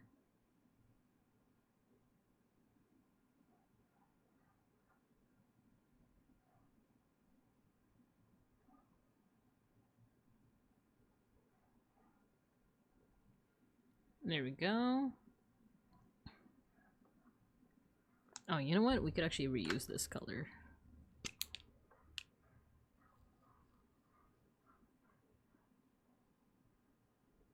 Actually, it might need to wait for that layer to dry first.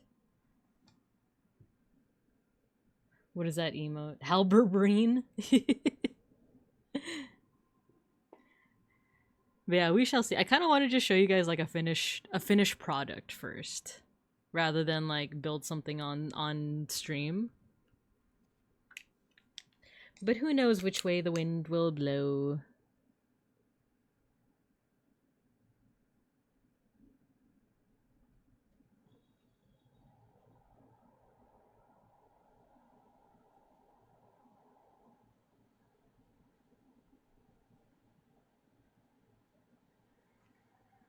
There we go. There's another Babinka. Actually, let me do all the leaves. Let me do all the like banana leaves for all of them. A finished product would be neat. Helps with the GeoGuessr.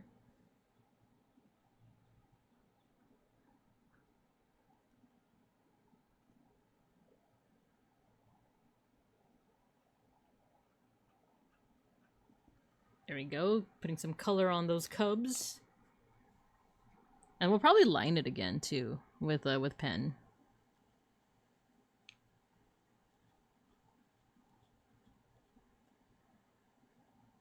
The frozen one is so funny. And yeah, you know, some of these are floating on air, but you know, what of it?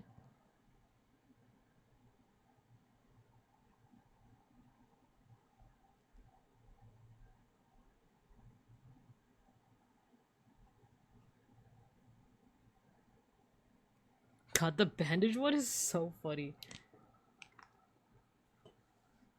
Oh, thinking about it, I haven't even drawn myself. I haven't even colored in myself. Let's see. I feel like I should do it in layers, though. I feel like I should do... Do I have, like, a darker color? Maybe this color first? You know what? Let me try it out here first. I'm thinking, like, this color first as the base. And then once it dries, overlaying it with this color. I do like that. I do like that. And some of my palette does include this like maroon, burgundy color. So let's do it. Let's try it out.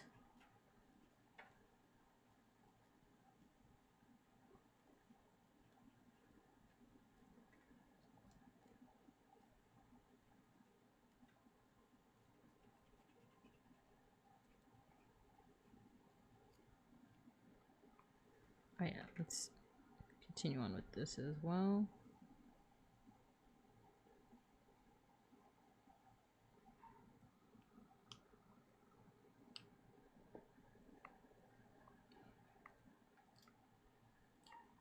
I'm wondering if I should incorporate GeoGuessr in my dailies as well. As if we as a community don't already have so many dailies. We got colorful, we got cuddle, we got scrandle, we got which reminds me, I haven't done the scrandle for today. We got food guesser, time guesser, connections, strand, wordle. Hey, you got a name? You got a game? Name it and we'll play it. Oh no, this one's running out of juice. No! This, admittedly, I do use this color a lot, so it's understandable. Oh, nope! It still got some life in it. Take a look at that. I was wrong. I spoke too soon. I just needed some encouragement.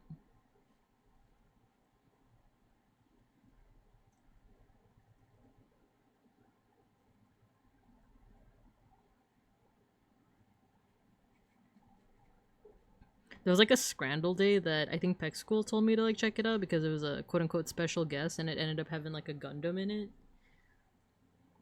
But like up until I like got to that Gundam, like I got everything wrong. So I was like, ah, I hate this. Not wrong, but it's like I kept on picking the ones with like the least amount of votes and I'm like, man, y'all don't got any taste. Actually, maybe I shouldn't do another layer of this. I think... Okay, we'll finish up this part. Alright, and then we'll layer the light purple on top to make that nice Binka color. And we also need my like little brown tuft.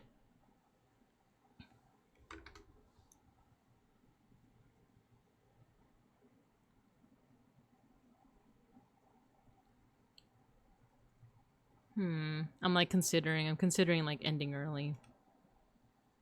Just cause like I'm getting pretty tired and a little hungry and I want to get something in me. I know that I'm gonna have like late lunch later on, but yeah, so we might not finish. I was planning on finishing up like today, but this might be an off-screen thing. So I think I'll go for a little bit longer. Maybe like 15 minutes or so. Just so that I can like fill in some of the colors here, but I might finish this off stream. Let's see what happens when I overlay this color. Nice.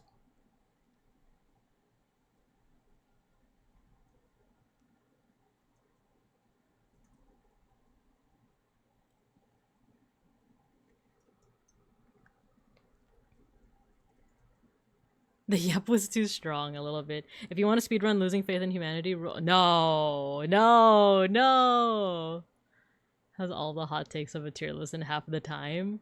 Oh, so it doesn't actually show any of it, but it's just more of... Is that what, Best Ingested? Didn't they do something similar with, like, Rule 34 stuff? I was like, oh no, I don't want to, like, look at that. I don't want to, like, see that, but if it's, like... Yeah, if it's just like bless you, Beans. Thank you. If it's like the tier list of it, then maybe. But also, it's not class appropriate. It's not class appropriate. Yeah, Best Ingest did it. I see. Mega Bronson says bless you. Thank you. Oh, Shankery. He didn't like that. Shankery. Come here. Good morning. I think I think Schnackery was just napping because he's like looking at us, like he's like. Matthew also says, "Bless you." Thank you. Yeah, we don't want to see Rule 34 on stream.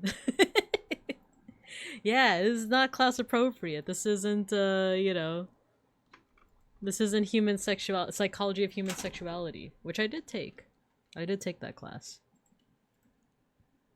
That was actually like probably like one of the most like influential classes I ever took in like my lower division like college class was like human sexuality.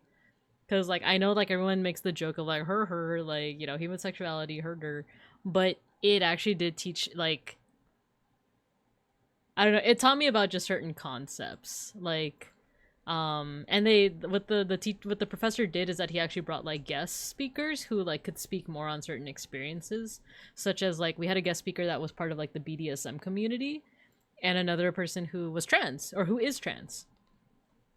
And back then, I don't know, like of course trans people like have been a thing since like time immemorial, right? But it does feel like it's something that was kind of like downplayed, or just like there was a different kind of language and culture around like describing it and naming it.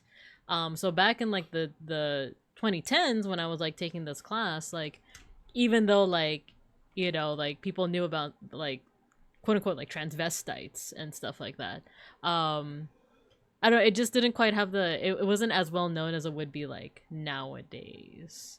And there was a little bit more of or like in certain circles, I want to say in certain circles it would have been like not something that you see as often, right? So of course, but just in case you didn't know it exists, yeah, no, thank you, Matthew, thank you. But yeah, like it helped me like just have more awareness about things like that.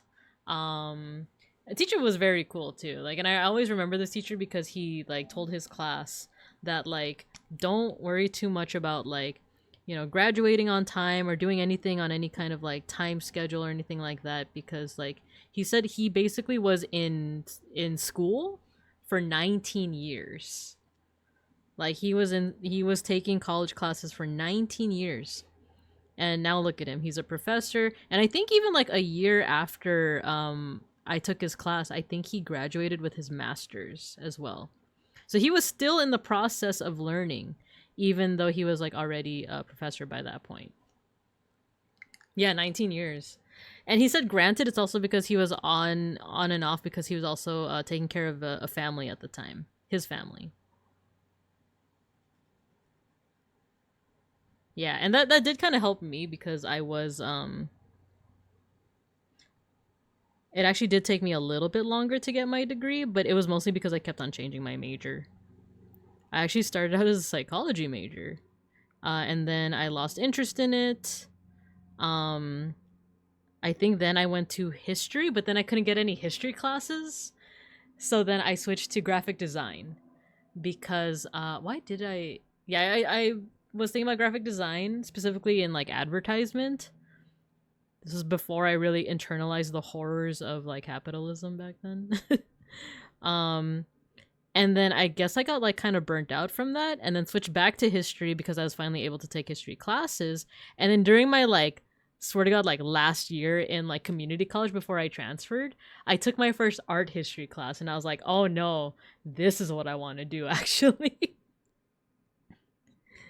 So the good thing is that I had already done a lot of my general education classes, like during my first like 2 years of college. But the usual thing with like junior college or community college, as we call it in this neck of the woods, is that usually you're just there for 2 years, then you transfer and you finish up your like other 2 years at like a 4-year university. It took me 4 years to finish my lower division classes, and then I transferred, and then that was another 2 years on top of it. But I did think that was still like a good thing because it helped me just like check out my options, check out my interests. Like I remember when I was watching one of Nap's streams, not a professor, he was here last night. There was a younger person. I was gonna say like I believe a younger person, but they proved that they were definitely a younger person. They were calling Nap Unk, and they were like, I don't know, saying things of like, oh, how does it feel to be old and stuff. And the thing is, I'm pretty sure I'm older than Nap. So like every kind of like psychological hit that like this guy was hitting to Nap was also hitting me, you know? Like, because he was saying things like, oh, like how does it feel to how does it feel to like experience the iPod? How does it feel to like have this and that? And it's like, dang, you're young, young. So what was I talking about? Oh yeah, Nap was given advice on like, you know, in terms of college, like it is good if you're like having trouble with like what you're majoring in or what you're interested in or what you want to like pursue. That's the reason for general ed classes. Like it's for you to be a well-rounded person, but it's also like this is like the perfect time to explore. Like if you take an English class but only for like general education, but then you find yourself like enjoying it, then maybe you could like major in English.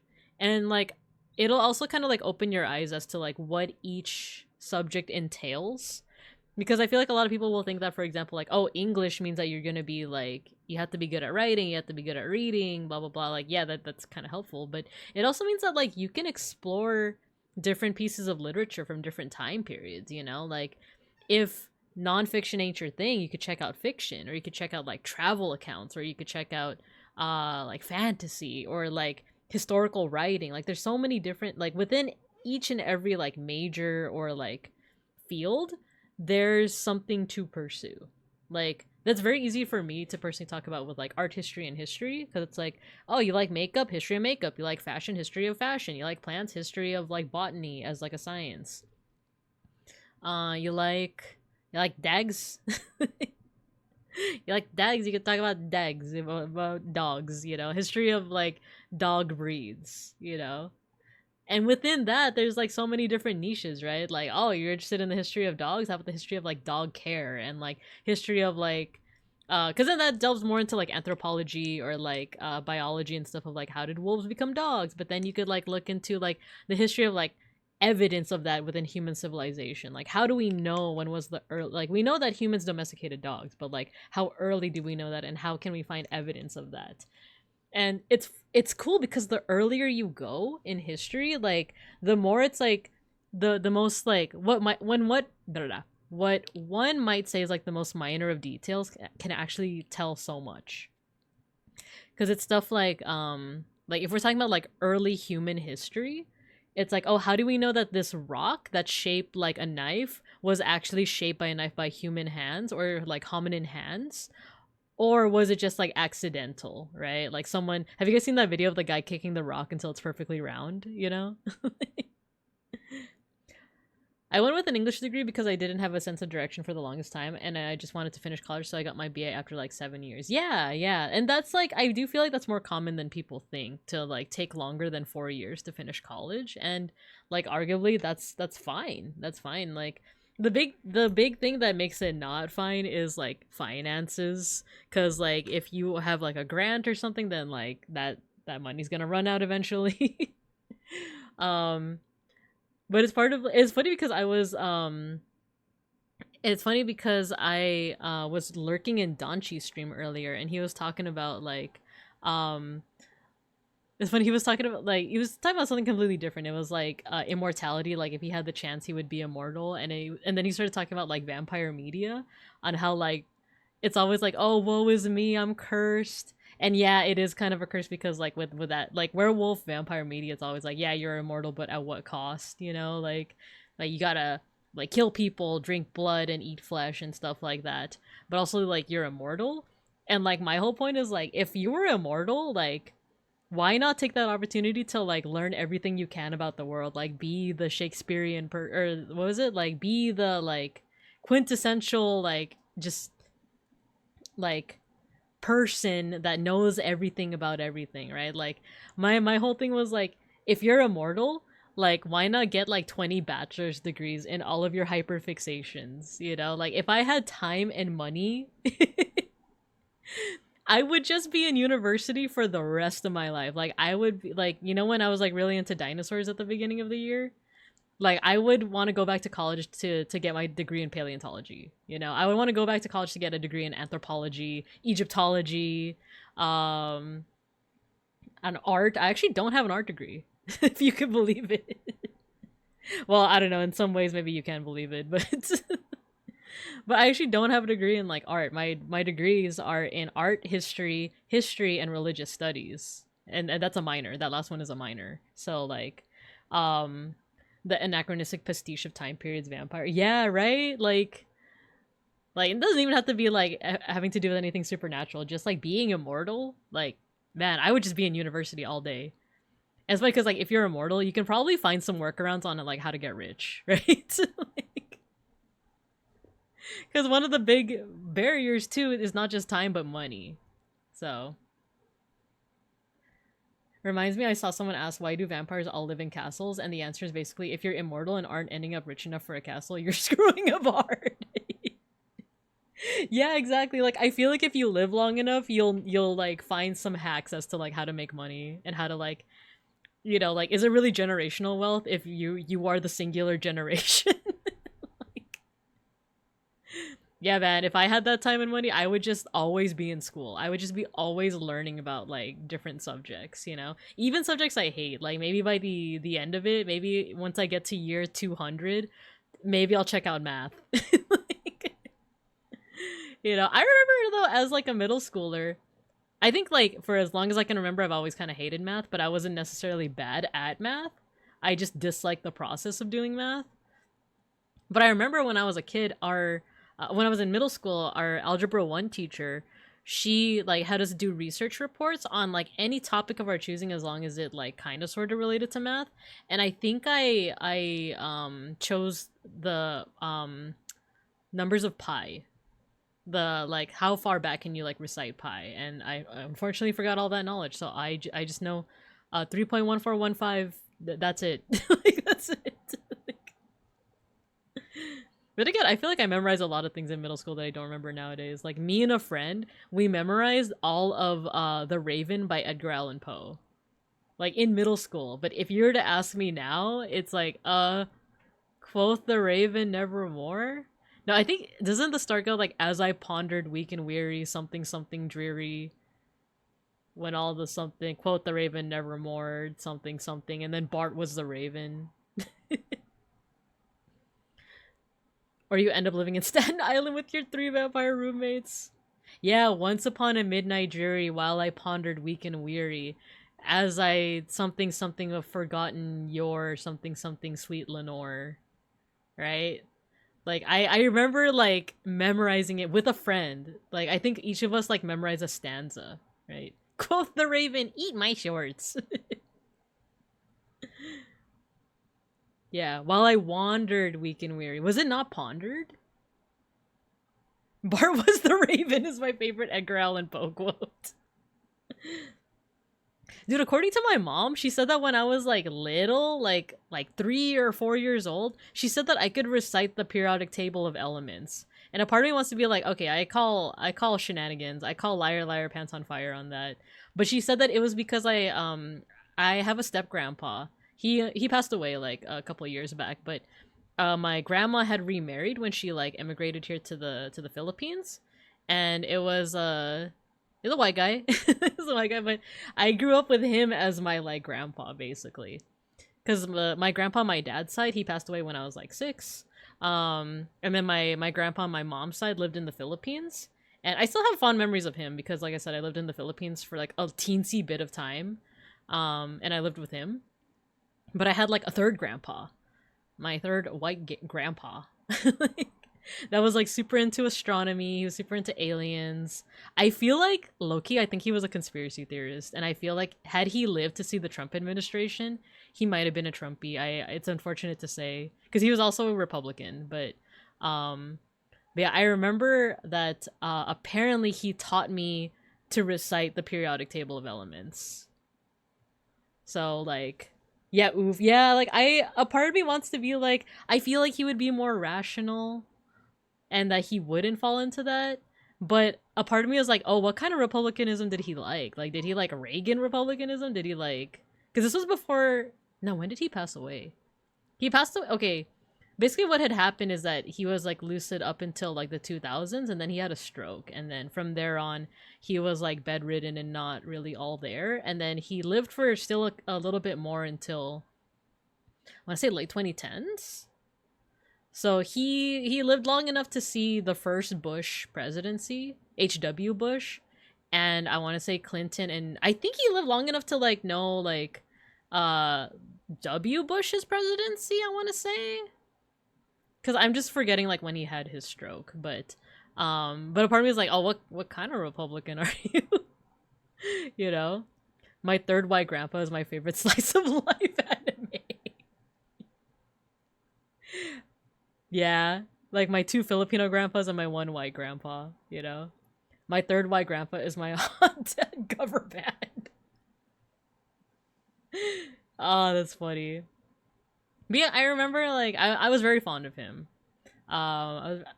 This is the one, I guess, like dox worthy thing that I'll say. I won't say his last name, but what's really unfortunate is that I really admire my step grandpa, and a part of me wishes like if me and Beans have cubs one day, that if we have a boy, we would name him after that step grandpa. But unfortunately, he shares a name with our current president, our current dear leader. So that's kind of not an option anymore. So yeah, it's unfortunate because it's like I was thinking like oh, you know, like who should I like if I were so Hypnotoad. Yeah, like yep, you know it, Hypnotoad Johnson, good old Hypnotoad Johnson, you know. God, that's actually so funny, Matthew. Damn, I miss Grandpa Hypnotoad so much. I miss him every day. Every time I look at the stars, I miss good old Grandpa Hypnotoad. All hail the Hypnotoad. Oh man. But yeah, so yeah, apparently he taught me to recite the periodic table of elements. So out of the things that I used to know but no longer know, numbers of pi, the entirety of The Raven by Edgar. Oh, give me a second.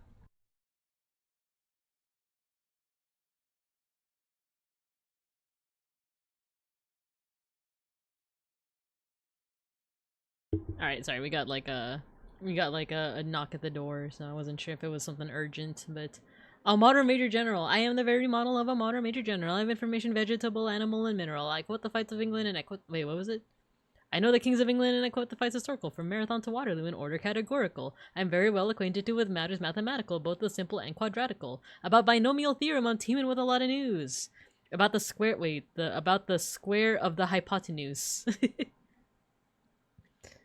Wait, I think I skipped a part. Wait, I am the very model of a modern major general. I have information, vegetable, animal, and mineral. Wait, was that it? Okay, as you can see, I forgot that too. Alright, modern major general, and I think we'll probably call it from there. Major general.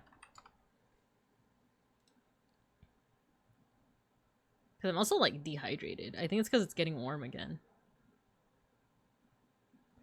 Okay, ready? I am the very model of a modern major general. I have information, vegetable, animal, and mineral. I know the kings of England, and I quote the fights historical, from Marathon to Waterloo in order categorical. I am very well acquainted too with matters mathematical. I understand equations, both the simple and quadratical. About binomial theorem, I'm teaming with a lot of news, with many cheerful facts about the square of the hypotenuse. With many cheerful facts about the square of the hypotenuse. I think it's just that part that I, like, kind of sort of, like, memorized. Because the next parts, I'm like, I remember saying it in drama in, like, theater class, but I don't, like, memorize it. But I'm very good at integral and differential calculus. I know the scientific names of beings, animalculus. In short, in matters vegetable, animal, and mineral, I am the very model of a modern major general. I know our mythic history, Sir King Arthur's and Sir Caradox's. I answer hard acrostics. I have a pretty taste for paradox. I quote in elegiacs all the crimes of Heliogabalus. In conics, I can floor peculiarities parabolas. I can tell undoubted Raphaels from Geroda's and Zophanies. I know the croaking chorus of the frogs from Aristophanes. I can hum a few of which I've heard the music's dinaphore, and whistle all the airs from that infernal nonsense pinafore. I can't memorize ish, having ADHD sucks. Sometimes I feel like, have I always had ADHD, but it just got worse? Like, in my 30s or like in my like later 20s or something, because like I feel like there's so many things that I used to know. You just somebody that I used to know. And now I'm just here quoting memes and vines, you know? Road work ahead. Yeah, I sure hope it does. I don't know. Bazinga. Bazinga. Anyway, I might call it here, you guys. I might call it here. I'm getting pretty tired. We could still mosh though. We could still mosh. I'm gonna chill for a bit. I might play a little bit of Minecraft, and then I'm probably gonna go get some lunch with the girlies. What are we? I got a feeling. Ska cover? Ooh, maybe? Matthew, ever since you recommended that Ska Tune Network artist, I've been like listening to them. Yeah, the Not Brunch. I'm glad you remember. Yeah, I'm going to the Not Brunch. It's more of a linner, really. Okay, let's check out the Ska Tune Network and see what they got there. Everything is alright, I got a feeling. Pokemon Center? Do. I need something with lyrics. Do. Fall Out Boy. Oh, thanks for the memory ska cover! Is there Scott MC Hammer? Hammer time. Ding ding ding ding ding ding. Hammer time. I don't know if there is, but I kind of want to do things for the memories. If you guys are okay with that. Alright, let me pause. Or sorry, stop raids. Alright guys, if there are any new students here, we're gonna be doing our end of stream mosh pit. All you gotta do is once you hear the music start, spam in your favorite emotes in the chat, and I'm gonna make your little stream avatars fight each other. There's no correlation between how many emotes you spam and who wins the mosh pit. It's RNG and it's not rigged. Ah! Open up the pit. Oh my god, you got the 1% bear. Did you see that? There's a 1% chance of getting the bear when you throw things at me, and you got it. Alright, open up the pit. The 1%.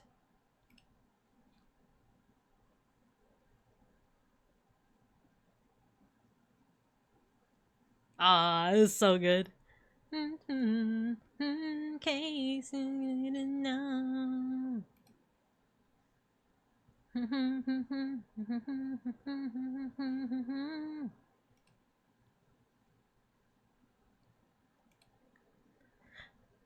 And one more time, thanks for the memories, even though they weren't so great. He tastes like you, only sweeter.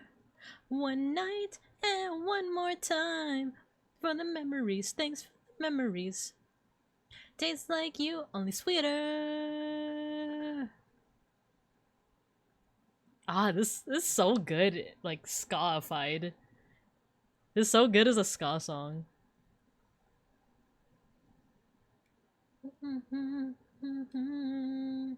Oh my god, did I not do the mosh pit? Funny. Funny.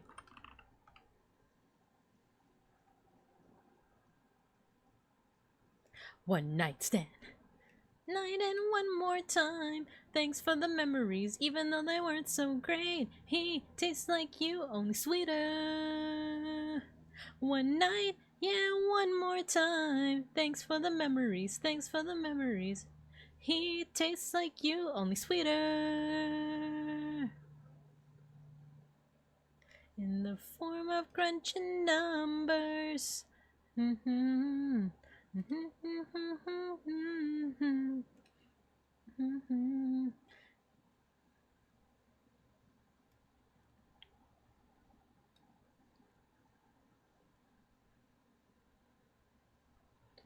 one more time, thanks for the memories, even though they weren't so great. He tastes like you, only sweeter.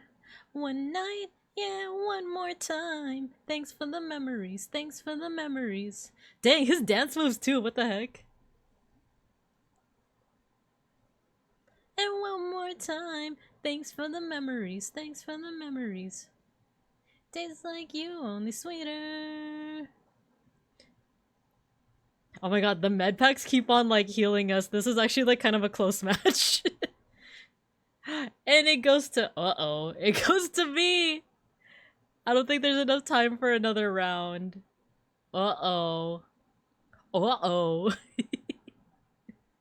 It's not rigged though. How long has it been since how long has it been since I won, huh? It's been you know, it's been ages. Gosh, Mickey. Gosh. Alright guys, we're gonna go ahead and raid into Nina. She's currently doing some art. And it looks pretty fun. I think she's also watching some videos. Is that Filipino? Is that teleserie? It looks like she's watching like some videos, but alright, I'll see you guys next week. I don't know what we're gonna be streaming, but we're gonna be streaming. So until then, I hope you guys have a good morning, afternoon, and evening. And as always, I'll see you guys when I see you guys. Bye-bye!